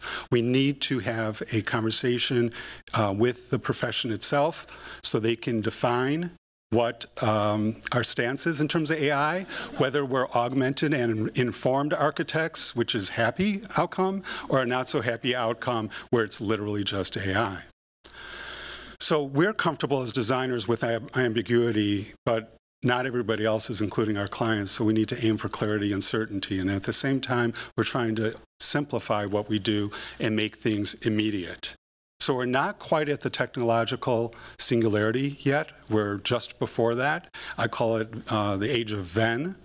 And so I'm going to fly through very quickly. Design and manufacturing is one outcome, BIM and computation as well, and the outcomes from combining those two tools that end up in real things. In Hangzhou, in this instance, gaming and spatial analysis leading to virtual reality in architecture, BIM in virtual reality. BIM in Internet of Things. Here we have a fenestration study from LMN's Tech Studio. Design, optimization, and fabrication, of course, going back to the Hangzhou Stadium, leading directly into documentation and 3D modeling. Computational tools, which data has always informed our intuition, but in this case, now when the model turns green, it actually improves our intuition as building designers. Structural analysis and design, we're now meeting with structural engineers earlier, especially on high-rises, and using collaborative techniques via HNTB. and also in terms of neuroscience and gaming. You notice that we're going from 2 to 3 bubbles. So you go out into the field to do a site observation, and the part of the construction is in red, that's behind schedule, and that informs what we do. And instead of farming out separate design visualizations from the work that we do, we're now able to actually have the visualizations in real time. That also improves our ability to design. We're now up to 4 using spatial analysis of both equipment and the people out in the field, just using video, and that then informs the project schedules. We look for idle time for both the equipment and the people, unions allowing. We try to tighten up that schedule and make things more immediate. This goes back to 2010, Wood's Bag, a wonderful project in Australia, leveraging tools. And you can see from there, here's Partisan Partners in Toronto leveraging reality capture as well as drones to make a great bar and sauna using robots. And so we have purpose-built BIM models as well that leads to what it's essentially like the end of the fireworks, which is an ecosystem of all the tools, no one particular tool standing out from the others. And it is very much like the Renaissance, not primarily about introducing new forms, but just like the Renaissance, it was about using existing forms in new ways, similar to what we're doing today with the technology. So it's less about the technology, and it's more about the people who are using these tools. And so what a good super user would do would take the obscure and try to make it clear and understandable. So super user is somebody who has the wherewithal, the curiosity, the confidence, the capacity, and creativity, but the most important ingredients is really the interpersonal intelligence. And so I've identified through practice-based research and ethnography 10 things that are easy to memorize because they're all, these attributes all start with the letter C. But you could see that technology is really a minor part of what makes the super user. And so the emotional intelligence supersedes, is more important than the digital technology. And so we tend to see design technologists and computational designers as having a preference or predilection for technology. That's not really what we mean by super users today. They are people who understand what is the better approach for this given circumstance. What is just like the better tool to use in the toolbox. And of course they're T-shaped, and so they interact and collaborate really well with others. They're high-performing, high-functioning, highly connected, and highly motivated. And they're not unicorns, these people really do exist. And to, based on the question from before the break about value, they define everything they do in terms of value: financial, performative, liability reducing, architectural, design excellence, increasing value. They also see themselves as being noble. That's a word that came up again and again in interviews. They're force multipliers and talent accelerants. They achieve 80% of the results with only 20% of the effort. And employers know this better than anybody. They exist in the gray space between being a generalist and a specialist. And as Scott Crawford from LMN has said, they are this generation's generalist architect. Here's the rub. Their career path is a risk journey. When I became an architect, these were the 3 main roles, and these remain very much the 3 main roles in architecture firms. These are the roles of the future. And they are often seen as separate or the other, and firms will often say, we'll just absorb them into the company, and that's not the case. They self-identify because they're people who just enjoy having fun in what they do, but they're also misunderstood, undervalued, hard to find, how to keep happy, hard to promote, and hard to fit in. Here's the test that I give. If this is your desk, you're a manager. If this is your desk, you're a super user. Going back to the quote from the beginning, there is a transformation. So while interviewing earlier this year, Dan Anthony from MBBJ, he left to a startup in the midst of the interview. And so we're seeing more and more people go from corporate architecture firms to startups, verticals or vertically integrated companies, software developers, and real estate concerns. I've identified firms of everything, including these here. And I'm going to skip over this real quick. Really, there is a line drawn in the sand. And the line drawn in the sand is an important part of what's going on in our profession right now. One of the most important things we can do as design professionals is to learn how to stay.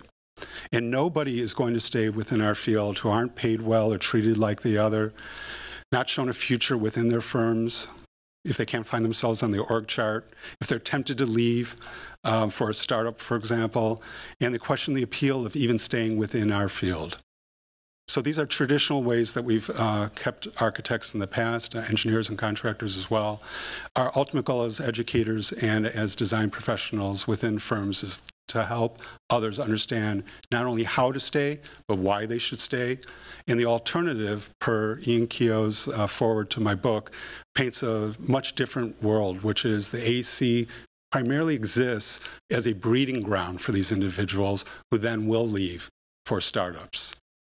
So I'll leave you with what I leave my students at the end of lectures. What role, given all of this, do you want to play? Thank you.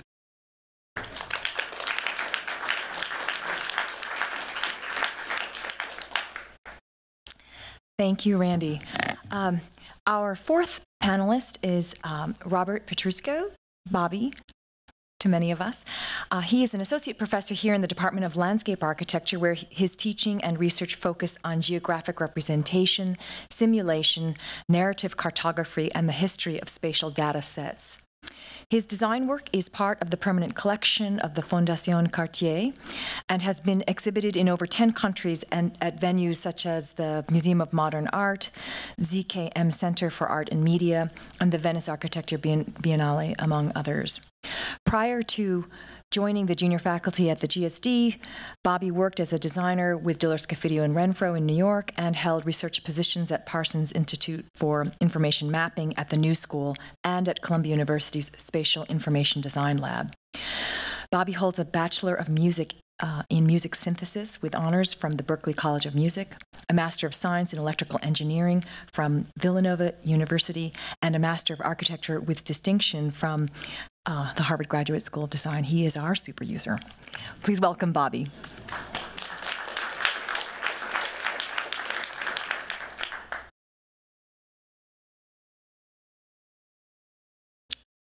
Hello. Oh, wow.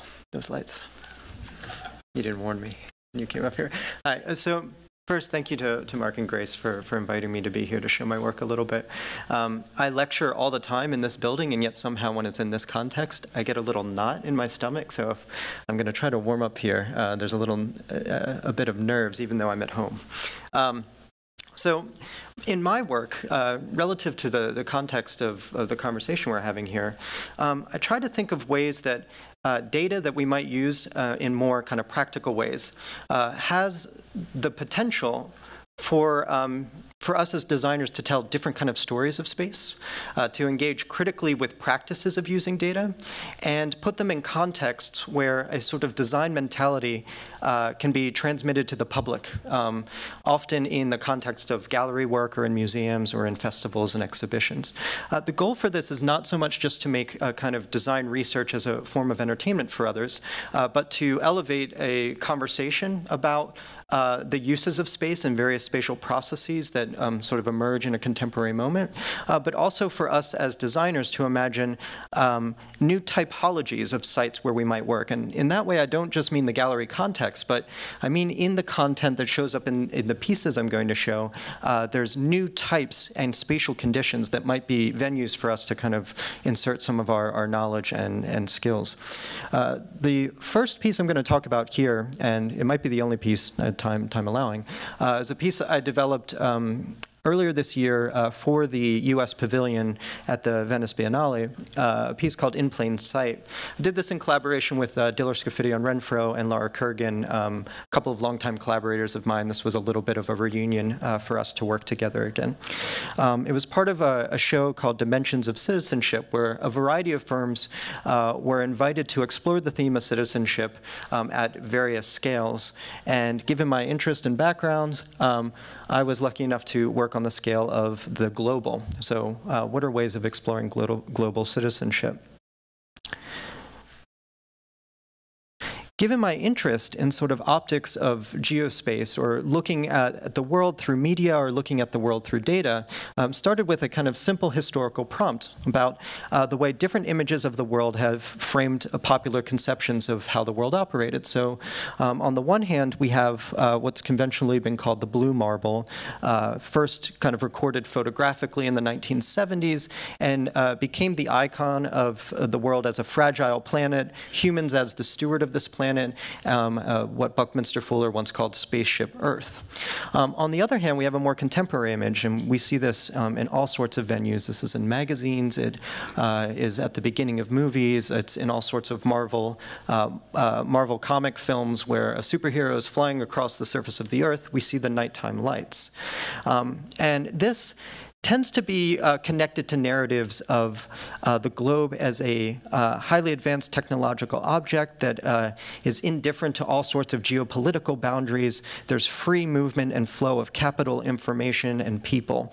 It's an image of a highly connected planet, which is quite different from the view of the planet as something fragile.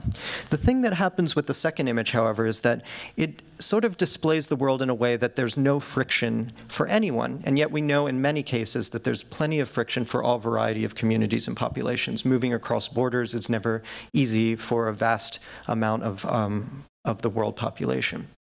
So engaging in this imagery and looking at the nighttime lights more closely, I was wondering how the nighttime lights as a data set could tell stories counter to those claims from within the data itself. Okay, so we have on the one hand the nighttime lights data set. We also have a different data set, which is called the gridded population of the world, equally global, equally ambitious, and it's produced by Season, a group of geographers, demographers, and earth scientists out of Columbia University. And the gridded population of the world data set has the ambition of counting every person on Earth. All right, so it's not limited in its scope by administrative boundaries or municipalities. It tries to synthesize all of that information, a kitchen sink approach to locating where people are. Now, my goal is not to celebrate this relative to nighttime lights. Both data sets have their own problems. But the point is, something in these two global ambitions, these two data sets that are used to represent reality in different ways, we can highlight gaps and discrepancies within them. So developing software, and this is often what I do, is develop geospatial software that analyzes data and uses that data to tell stories in an algorithmic fashion. It's sort of narrative cartography, as Grace had mentioned. In that software, a very simple operation was the foundation of this piece. A subtraction, or a difference between these two data sets.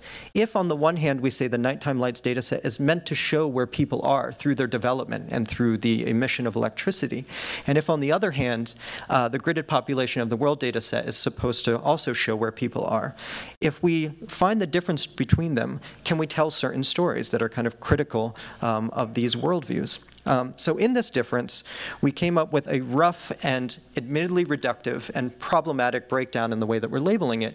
But there are two main categories after this difference. One is places where, according to these data sets and their subtraction, there are lights, but there are no people. And on the other hand, places where there are people, but no lights. This then became the framework for establishing a taxonomy relative to these two claims. So beginning first with places where there are people and no lights, we used this image not to explore all 16,000 of these points, but to say these 16,000 points gave us points where we could go in and research further and try to develop kind of stories. So we came up with a series of taxonomies. The first was a taxonomy of places where there were people but no lights, and what are the different spatial conditions that produce that quality. So just for example, we have things like wealthy enclaves where they want light control at night, so places where there's huge mansions out in the woods, etc. Informal settlements, indigenous territories, outages after political or environmental problems, extraction settlements, isolated villages, and so forth. Now the black squares that you see here, this is a still from an animation. But these black squares, that's not the black of the screen.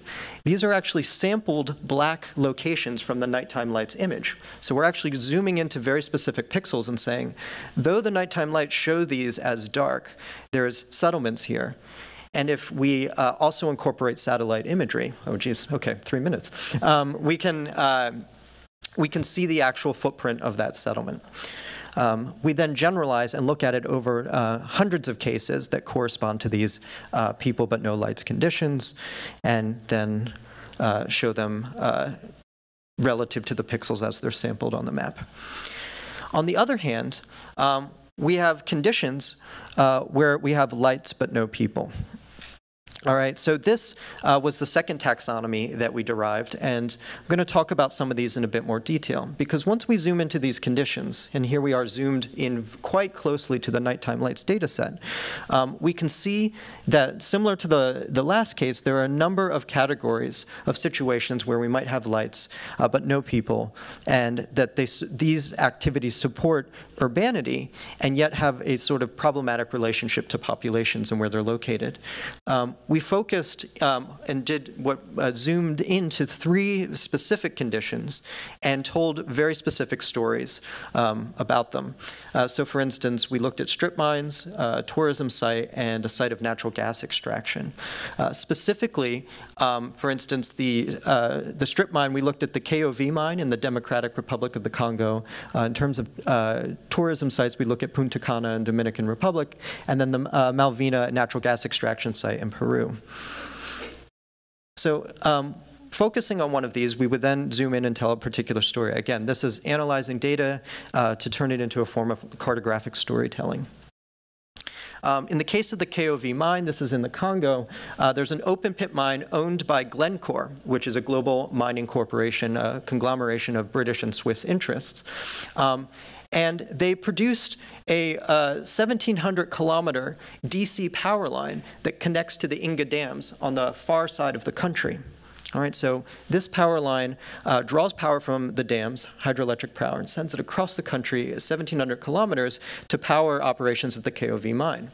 All right, so far so good, except along that pathway, there are numerous settlements and cities that do not have any access to this power line, this infrastructure, this territorial infrastructure, and therefore suffer power outages, have unreliable access to electricity. Sometimes they have to timeshare electricity within the settlements. So these are the types of situations, these relationships we're trying to highlight with this lights but no people kind of narrative.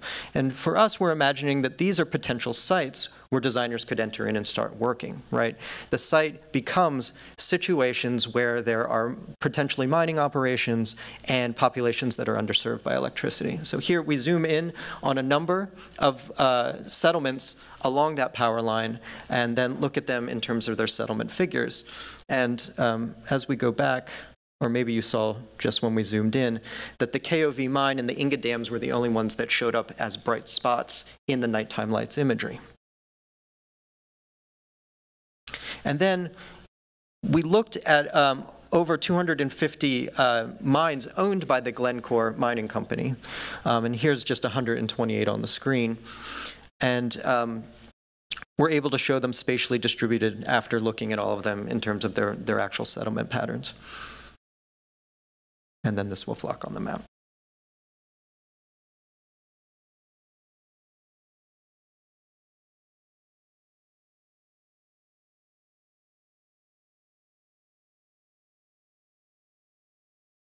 Sorry, there's just one last move. I want to show it.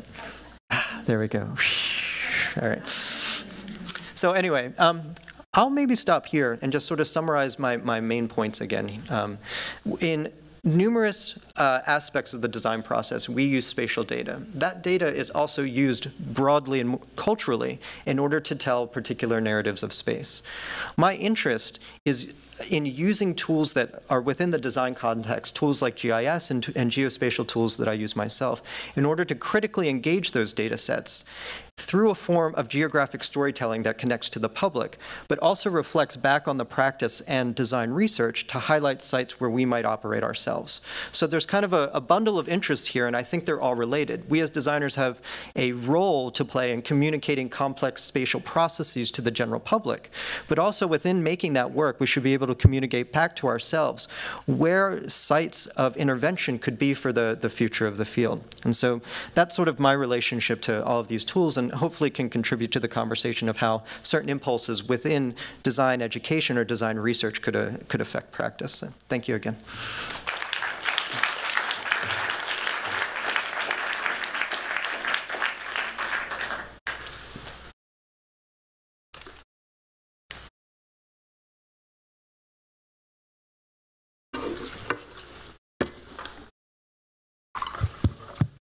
Thank you so much.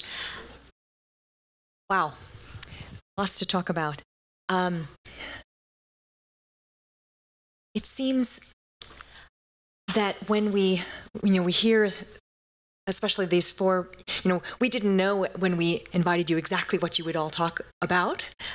We didn't script you in that way. We just simply gave you the prompt, and I think it's really fascinating that we're seeing here hints of the creation of an understanding of how we would think about the value proposition of architecture.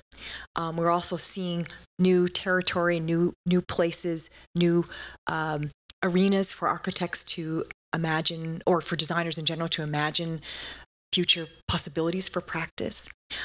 So I'm eager to ask you all to speculate on in your areas of research that you presented so clearly to us. What are their futures? Talk to us about what these futures are. What do they look like?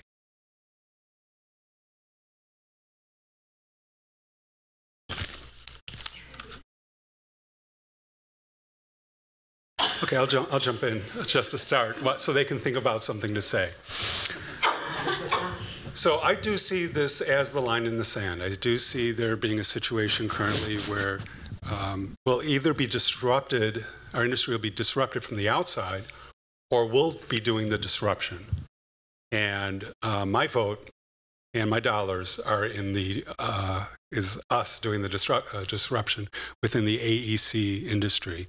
And so things we will need to do moving forward for that to happen, to assure that we don't become a breeding ground just for the startups and verticals, the software development companies and so on, is that we will need to work on the softer skills. No one goes into architecture to become a project manager. Similarly, no one goes into architecture really because they're thinking first and foremost about people, other than maybe the people that use their buildings or the neighbors of their buildings. We need to be thinking about people in all the different ways, including the way that we communicate our ideas to others, things that we've been talking about for a long, long time, but it needs to become an education, an emphasis of what we do. People need to become our foremost focus within the industry. And so even in teaching, for example, professional practice, interpersonal interaction and interpersonal intelligence really becomes the primary focus of a class of that sort.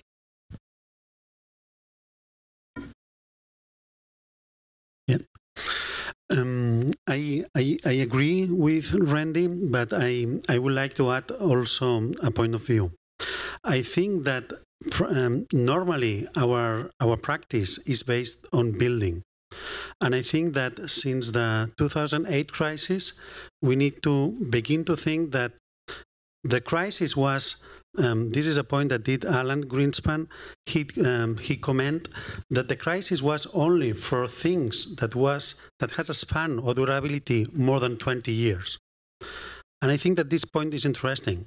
We architects, we have been always doing things that has a durability, or we think, or we expect, that has more than 20 years. And now companies are not anymore interested on things that has this kind of durability. If we see what corporations are doing, they are keeping cash.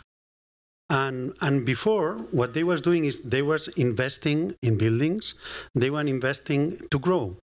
But now, for example, all the corporations, they have first 2 trillion of cash, or Apple has 1/3 of his valuation on cash. And what it means, that they don't trust anymore something that is built. They trust what is ideas. And we as architects, we need to do exactly this kind of approach. We need to understand that everything is so uncertain that companies, what they are expecting or what they are so afraid about the change, They want to keep the cash just to have the opportunity to buy what's coming. And this is really against us, because what we deliver is a product that has a span, or we always promise durability. And now we need to teach the students, especially the practice, that we can also look for solutions on the short term, that it doesn't really necessarily be something built. And this is the connection that I don't know what, if I was able just to explain, because 1 minute, 3 minutes, and it was quite nervous, no? But I think that what I think that is important is that the shift is that what we as architects we need to deliver. It's we need to interact, no? And this is the key for me, no?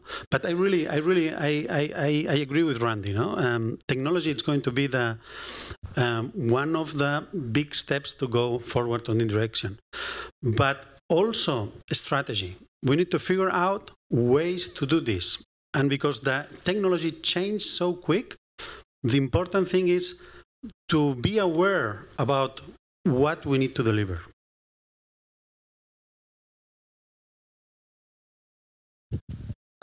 So I have a very specific and how to put it? My relationship to practice is it's a media practice. That's the type of work I do. And so how it relates to building, for me, is probably less clear, but I'd like to think about another aspect of what we do as architects, which is create spatial experiences. And if a lot of the space that people exist in right now is global, interconnected, highly complex, are there other ways of using media as architects to help people have experiences of those spaces that they literally occupy? We are all global bodies. We're connected through huge metabolic flows. How can we have an interaction with that space in any way? It's not something we can directly experience. And so for me, this is why kind of a media practice is of interest. It just to me feels like a contemporary way to put people in touch with their place in that larger set of connectivity. In addition to that, I feel there's a certain practicality that comes with working with media in terms of the number of people that it can reach. And this won't surprise anyone, really, that when something becomes filmic or an animation or something and can circulate, it can communicate with a huge number of people. So this was just anecdotally, I had collaborated with a couple of documentary filmmakers several years ago, where they documentary filmmakers from this university, Rob Moss and Peter Gallison, and they had invited me to do some cartographic animations for their film. And just offhanded, they mentioned to me that it was going to be on PBS's Independent Eye one night, and that on average had between 6 to 8 million viewers. And nothing I've ever done in my life did I imagine would ever be seen by that many people, certainly entering into design school with maybe more modest ambitions than that. But it was eye-opening for me to think that just simply based on the format that these types of spatial stories are transmitted, they have an ability to connect with a broad audience and connect with them to tell, hopefully, nuanced and complex stories about what it means to exist spatially in the contemporary moment. And so for me, that's very powerful. I don't know if that's as relevant to the type of practice that we're talking about today, but if we're thinking about maybe an expanded practice, then those kind of media practices, I think, are quite exciting, just in terms of its relationship to architecture as a form of research.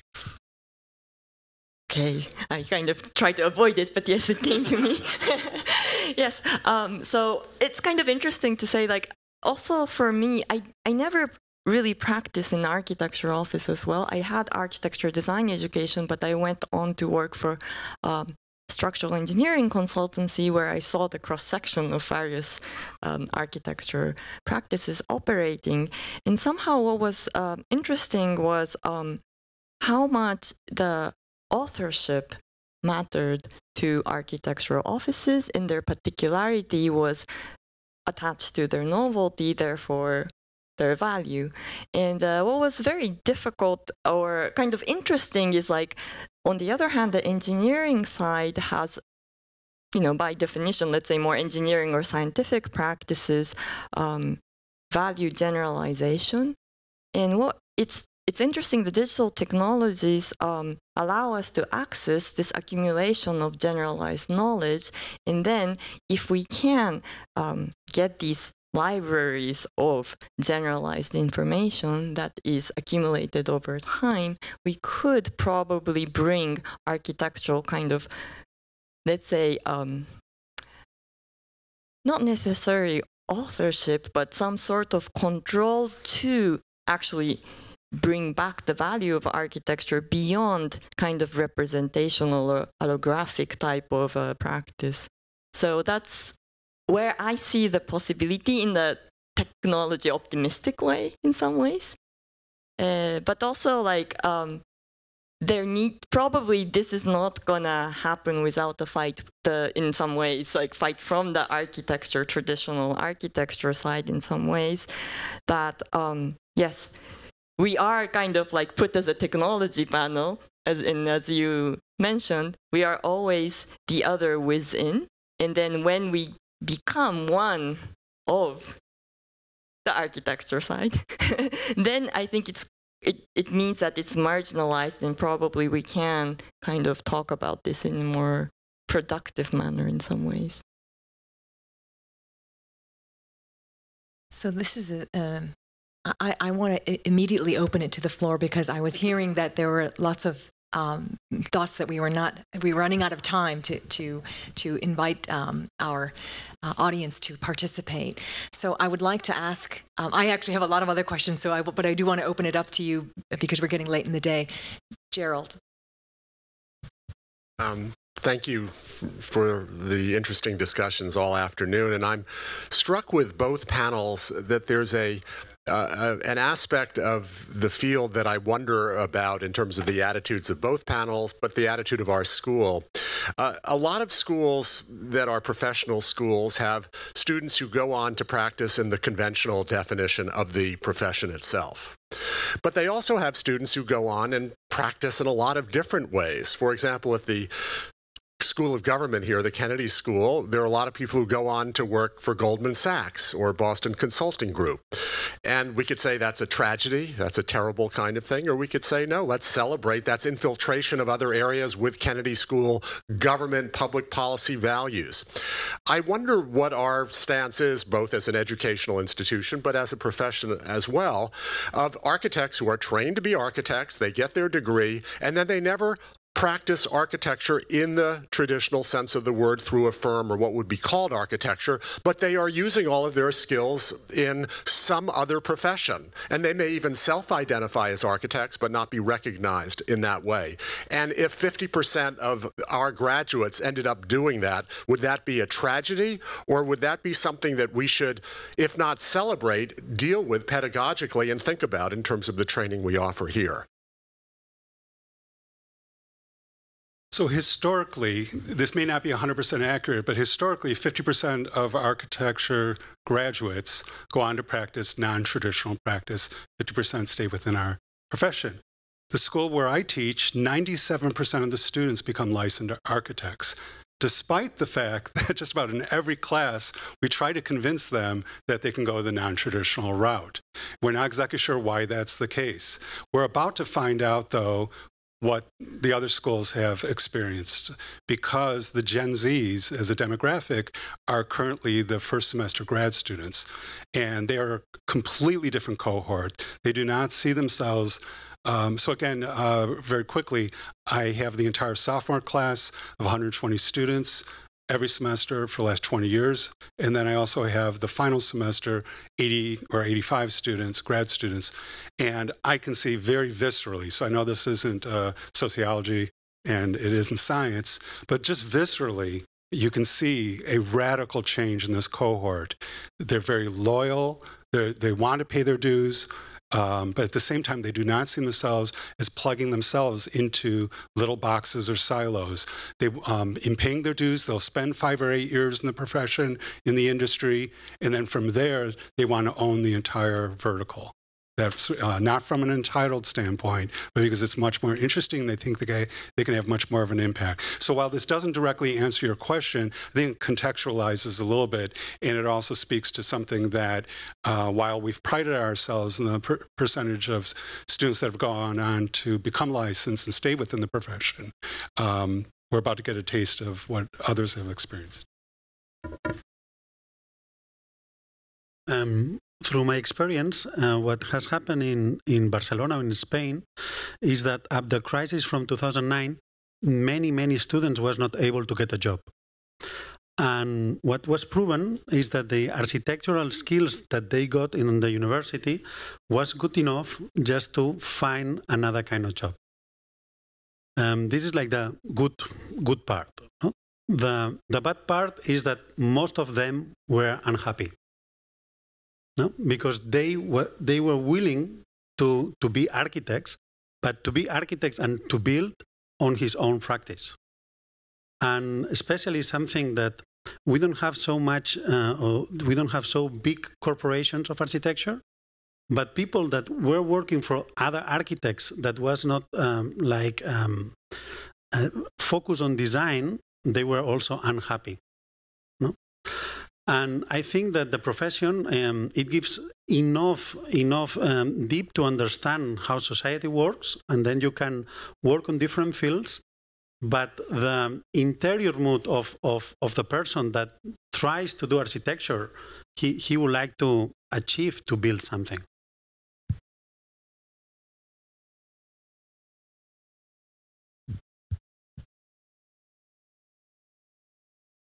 I think for me, I feel like it is not necessarily positive or negative percentages, but as a architecture educational institution, I think we should actively and methodically approach to integrate with other disciplines instead of trying to keep ourselves within. So for example, the GSD has a Master of Design Engineering program together with an engineering school, and I think this is kind of a very interesting, positive prototyping of what architecture could be. Where are the boundaries? What are the values? How our profession can actually contribute to other disciplines, and how can we be enriched by other disciplines? So I would like to see, in a sense, more active kind of approach to figuring out, testing out the boundaries of architecture in order for architecture values to survive. I'm for infiltration.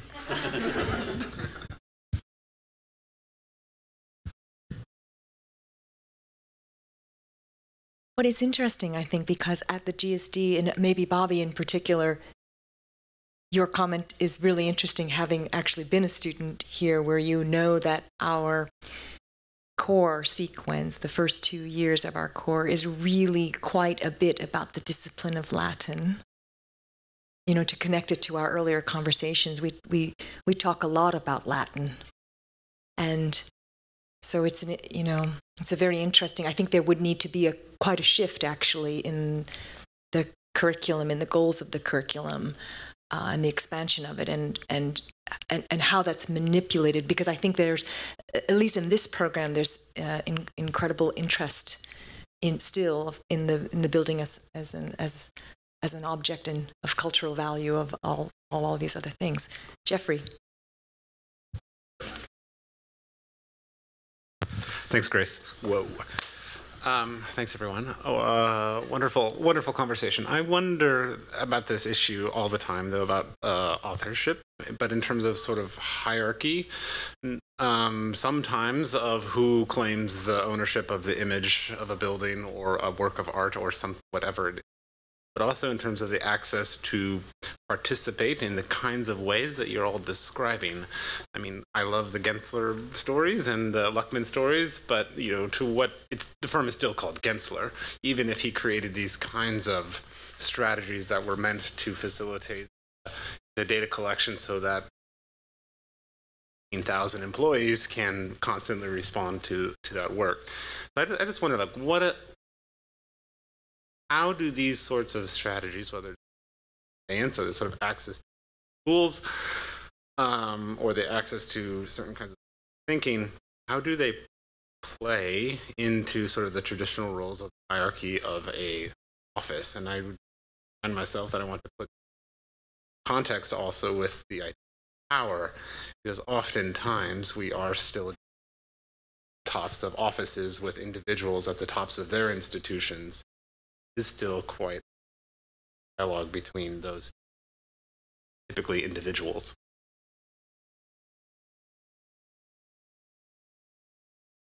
I think that your point of view it's really valuable, because the problem of the architects sometimes is how to deal with the decisions that are made on the built environment. And in my opinion, this is the difference between design studio and practice, or what I think that should be practice. I think that practice should pay attention how the decisions are taken. And many times the focus is not on the design, and the focus is on other things that we need to study and to understand. I have been working the last 3 years in New York in a private fund. And for me, it was amazing how irrelevant was the architect in New York. No?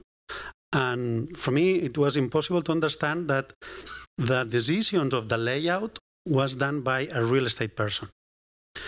I applied to be there. I applied to be director of design. And they told me, no, of course not. You should be director of strategy. And why? No, because if you want to take decisions and be upon the real estate people, you should be strategy. And I think that we need to empower our skills, but especially we need to have ways to convince real estate people and project developers, and especially the owner or the client. Because many times we cannot prove, because we prove through design skills and not evidence. And for me, Lookman, I really don't appreciate the design skills of Lookman, but I really appreciate the way that he was able to convince his clients. And I think that this is very valuable. And I think that we can learn a lot about Gensler. And if we give this kind of tools that Gensler, it's really a master, to the students, maybe they can fight and maybe they can get an opportunity. Because at the end, if we see the students, just to get a project, it's so difficult that they need to find his own opportunity. No? This was explained by Ole Bowman and Unsolicited Architecture. And I think that architects need to be, or a few of architects need to work as entrepreneurs to find his own opportunity. But to do this, we need to give other tools. And I think that there is the importance of practice, and especially of this symposium. And I think that the importance is that we need to empower them, and we can use our design values, but we need to have other values, because sometimes the design values are not enough. And for us, they are enough, but for our clients, our coworkers, are not enough. For design technologists and computational designers, the issue they're facing in terms of authorship is the fact that, alluding to that idea that they provide 80% of the value with 20% of the effort, they may find a way through creating an app, add-in or plug-in, to reduce a 4-week assignment to take only 1 week, or a 4-hour assignment that only takes an hour. And in doing so, they're superheroes. They save the day because the fees have been reduced since the downturn in the economy, 2008. Each person is doing the work with 3 or 4 people. And the firm is staying afloat, if not succeeding in large part because of these individuals.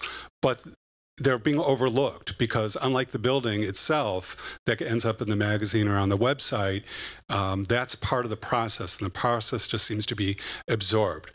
We need to find a way as design professionals to acknowledge those efforts because they're very much part of the success and leading to the beauty of the projects that do succeed.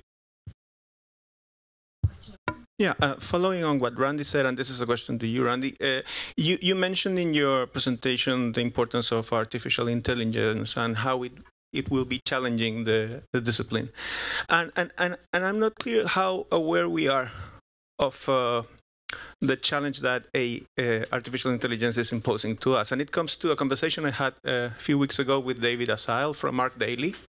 I was talking to him about what are you guys thinking of, what are you guys doing, and he said we're investing most of our money in artificial intelligence. And I said, wow, you're going to enhance the navigation or the website and so on? No, he said we're building the architect of the future. You guys are sending us all of your plans and you want to be published on our website, and we are creating an algorithm that it's through big data, synthesizing the key concepts of the best projects all over the world. So you're going to be, instead of being super users, as you mentioned, we're going to end up being super subscribers. And the question there it won't replace us, but probably it will create shortcuts. When you get a commission, either a hospital in certain climate or latitude or a house, you're going to be a subscriber of our daily services, and you will get some sort of like the layout, considering all their databases of the optimum building. And then with BIM technologies and so on, you're going to have a lot of information and metadata, and you just play around with the space or whatever is left to you. Is that kind of like the end of architecture, or probably it's just sci-fi, given your experience and knowledge? Yeah, so that technology exists today in many, many different forms. There are companies that are created, I'd say, at least one a week. I'm trying to keep track of it. You lose track after a while. Architecture firms currently, many of them, are identifying anything that's repeatable and automating it. The first time you do something twice, it better be automated. And that's essentially where AI comes into play. Beyond that, there's machine learning where we're no longer doing the programming, but it can program itself. And that's where I think the real concern is. Where we're at today, we have the technology. This isn't about 40 or 50 years out. We have the technology already today in these startups and within architecture firms. What we don't have is the ability to unleash it because we have empathy for our employees and others. Firm principals, I sit here all afternoon giving you examples, are holding back on letting go of the technology right now because they just don't know how to deal with the after effects of it. But we've arrived at that point. And so, justifiably, it should be a concern. That said, AI is not going to replace the architect. It's going to form an outside alternative for any client that doesn't value architecture with a capital A, that doesn't care about, they're going to flip the project as soon as it's built. They don't really care about the environment that it's in. They only spoke with the neighbors to get the approval and the permit process and so on and so forth. AI is for them. Knock yourself out. But for the rest of us, we have huge opportunities because internally within our offices, we're automating processes and we're keeping up every step of the way.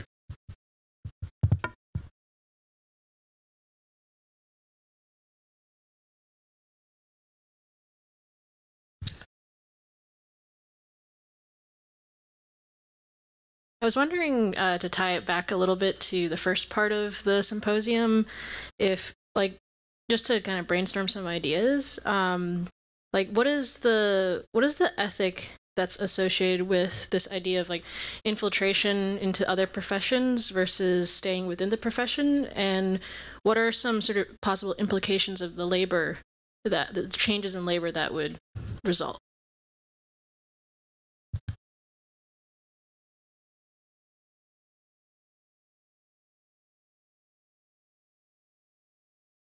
I said infiltration publicly, so I guess you're asking me.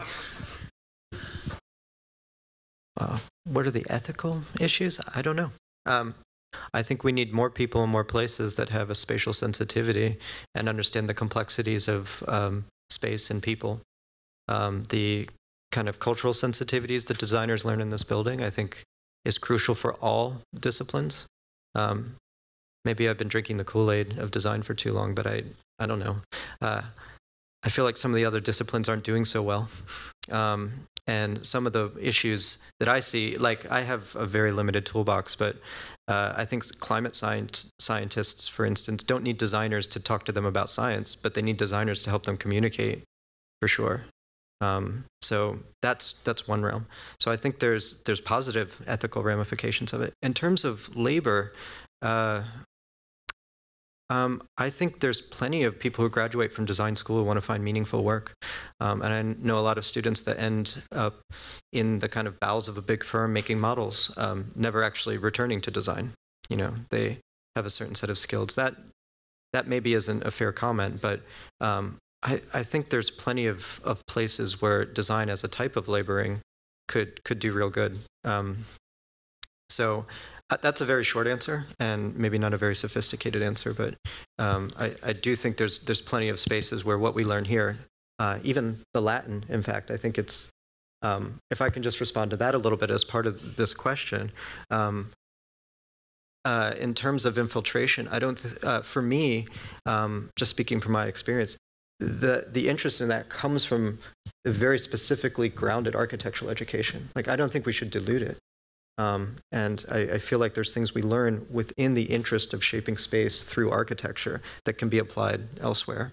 And the other disciplines too, urban design, of course, landscape architecture, but I'm just using architecture as the stand-in in this case. So I hope my comments about infiltration are not read as a desire to make design as a discipline anything to all people. I actually think a very sort of canonical education in design is crucial for bringing that kind of knowledge elsewhere. So for me, that's a real interest. Yeah, and I wonder if that question could be slanted towards I think the value of time as a commodity. So when I think about the questions of labor, and I remember a moment. So I went to school here at the GSD just before Mac arrived as chair, and we were coming out of the chairmanship of Rafael Moneo.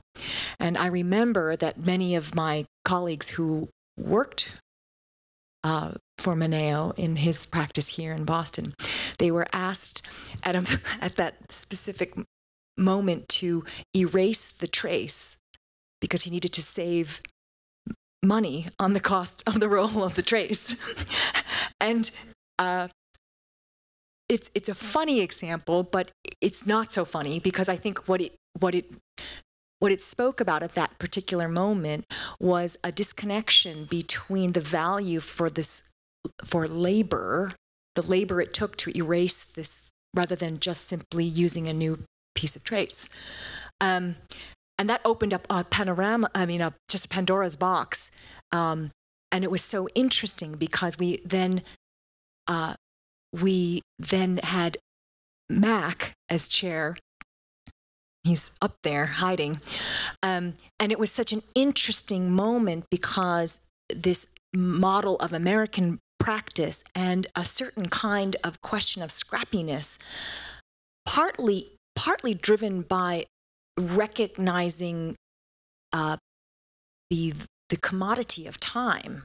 So now I don't know there's something in that I'm thinking about in this question of in your question of labor.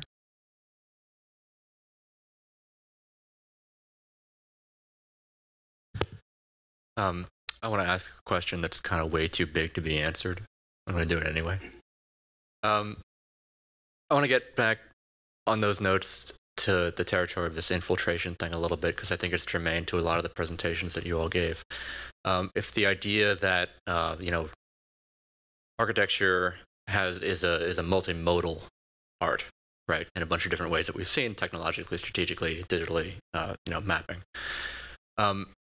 It seems to me that the most clear way that I can think about it is that there's a core of architecture, and then there are resonances out within it.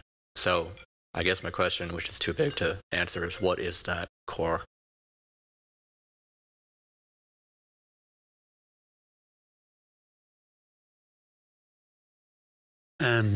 I try to answer. I try to answer. And I will connect the answer with a previous question. We are now in a certain moment that we need, and also a little bit with the presentations, we need to understand which is the value of the architect. No? What is the core, what is the value? And especially now, we are on the threat because there are machines or there are systems that they can deliver solutions. And what can we do better than them? And I think that we need to understand how the AI or how it works. And it works definitely by difference. When you have a self-driving car, it has a map, a very good map that he can provide, a very good map. And then what this car makes, he looks for difference. And he has systems that tracks the environment. And if something is different at what is on the map that he delivers, then he pays attention and tries to understand what's going on. This is how general we can say that machines work. By the other way, we cannot fight on this way. And the opportunity is that we can think just by finding similarities. And this is an amazing opportunity for us as an architects. Because if we look for similarities, there are so many possibilities that a machine cannot calculate. And then it's when it becomes to be intuition, it begins to be taste, it's tradition. And if I need to define and give you what is value, no, or what is practice, the opportunity for us is just to teach or to give the architects the opportunity to think of similarities. And this will help to, especially to do cross-pollination. And then also I can try to give an answer to the other question, no? And to broaden our scope, no? By similarities. Because if we do by difference, we have no opportunity. We really have no opportunity because they get so much data that they no? And I have been studying this. And especially, this has happened with the chess game. No? At certain moment with the chess, when the machine was able to win Kasparov, it seems that it was not anymore chess. But now Kasparov on a declaration no, what is amazing now, we can work together with a machine. And then what's important is not if you're a good player. It's not important anymore if you have the best machine. What it's important is if you have a better process that you can coach the machine. And this is what I have been trying to do with a DIS that I present here in 1 minute. Sorry, 1 minute. But I would like to have a system that it helps you just to perform better than the machine. And this is only by just to addressing architecture by subjective. Because if you address by objective, you're completely lost because the machine always overpass you.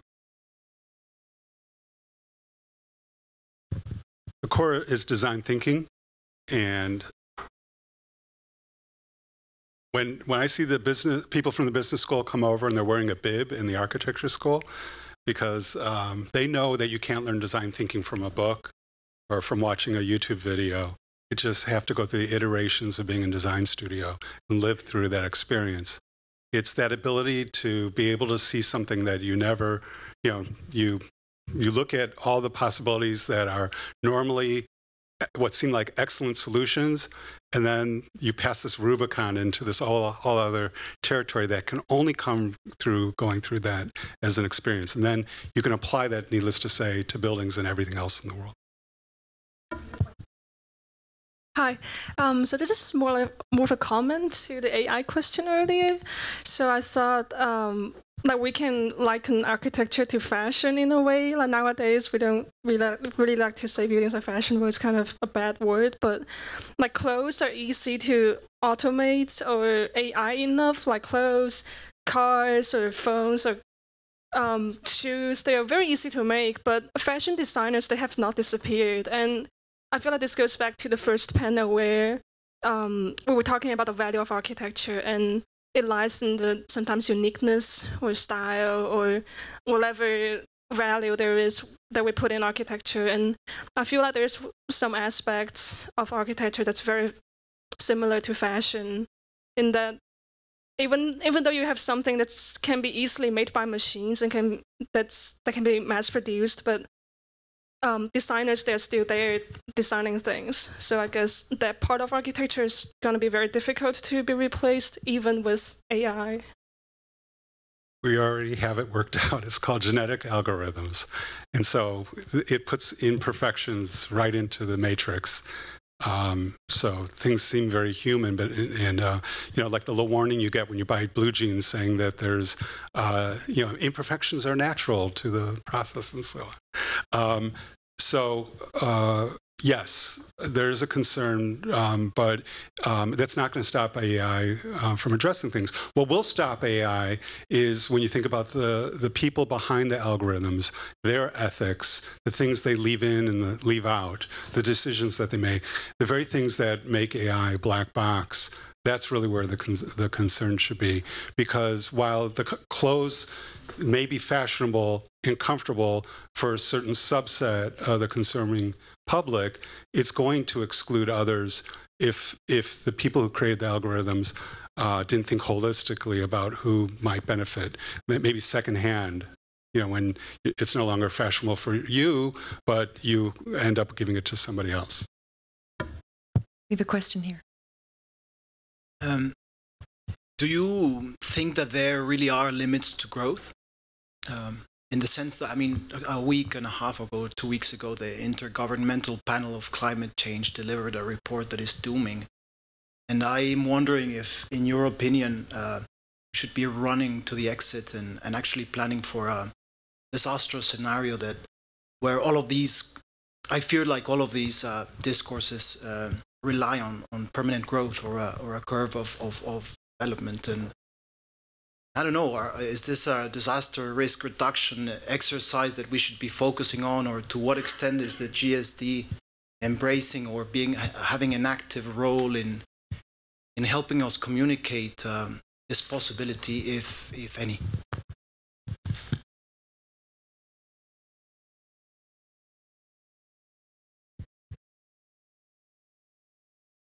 Okay, very difficult question. Very difficult question. I think that right now there is a change, and it's a change of approach. And we see always architecture like that. The general trend is that densifying of the cities, no? And especially we have been studying gentrification and how all this gentrification has been produced. But at the same time, what is happening is that some corporate companies are deciding to just avoid big cities.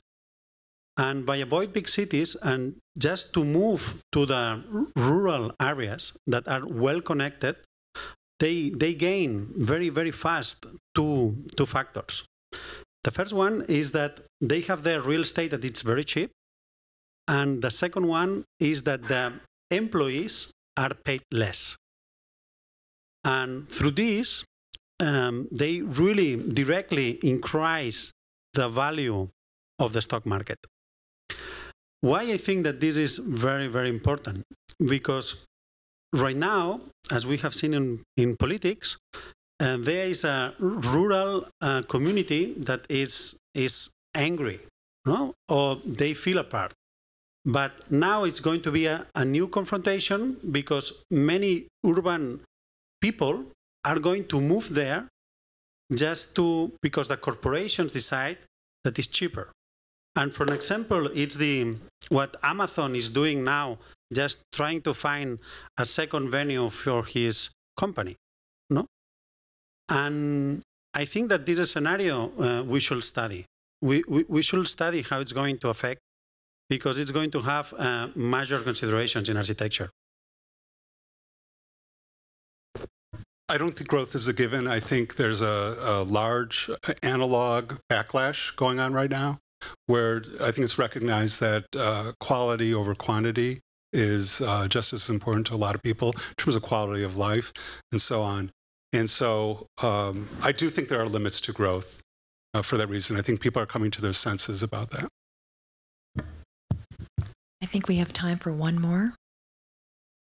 Hi, I want to ask about generations in the scope of what you talked about, because the future is also here. Like the GSD is educating the future, and largely kind of in response to what Grace said, it's the generation that I am in. It's kind of being educated by the generation who went to architecture schools in the 90s and the 80s, and the 90s and the 80s versus 60s and 50s. So in this way, my generation's been defined what the employment possibilities and educational possibilities are defined by the people who went to schools in the 80s and 90s, and then... Are you saying we're old? No.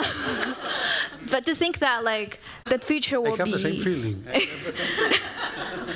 The future generation will also be defined by, in a sense, what people who are currently in school now choose to do with their degrees, because that will define the future possibilities and employment opportunities for them.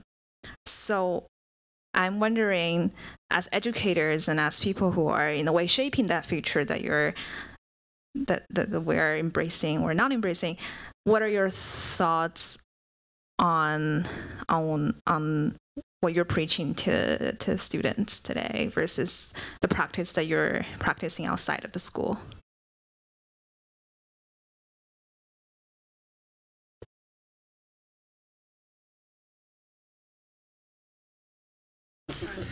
Thank you.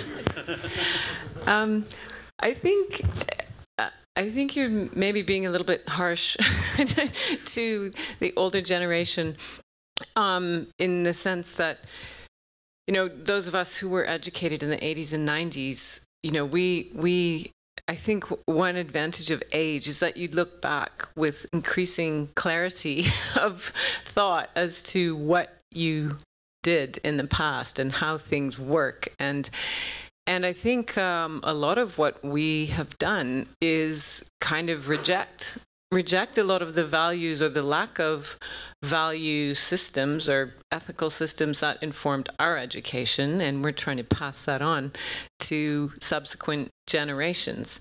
And I think in a way, the modes or the models of architectural education now are obviously in a way much more informed, for example, than the way I was educated, which was basically the canon and via books and journals, and that was kind of it. And all white men tutors, it's a very different scene now, and I think a much better one. And so I think fundamentally, though, what could be of value is this kind of idea of self-realization, that it's what you bring to, the world, what you bring, your experience, your values, your ideals. That is the most important thing in a way, because we tend to talk a lot about, as a profession or as a cohort, that we all think the same, and it's just not like that. Everybody brings their own ambition and their own experience, and that idea of bringing a kind of mission or a manifesto that's very personal, that's about your experience, is, I think, something that will have increasing value in the future, because in a way it's like the return to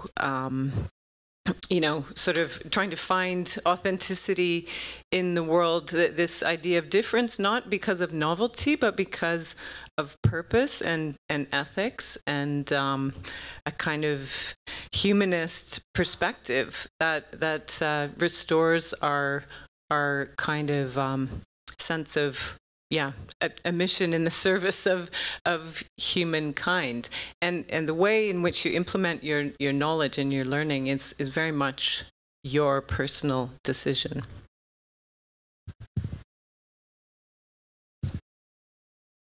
Yes.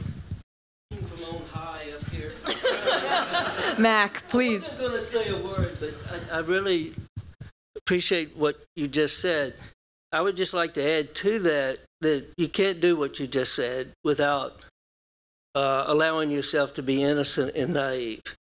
And every generation that has done that has moved things like architecture, a discipline that deals with the harsh reality of making things safe and protecting lives just as much as it does in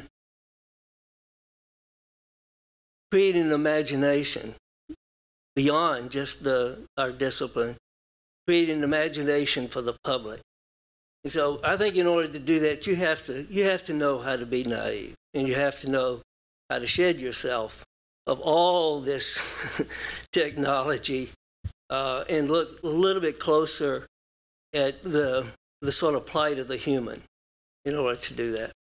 And every single year that I teach here, I just find so much joy in the students because they can do that every single year. And I think it's our responsibility as teachers and professionals to try to maintain that quality in the students. Thank you, Mac. Thank you very much to our panelists and to you as the audience asking wonderful questions this afternoon. Thank you.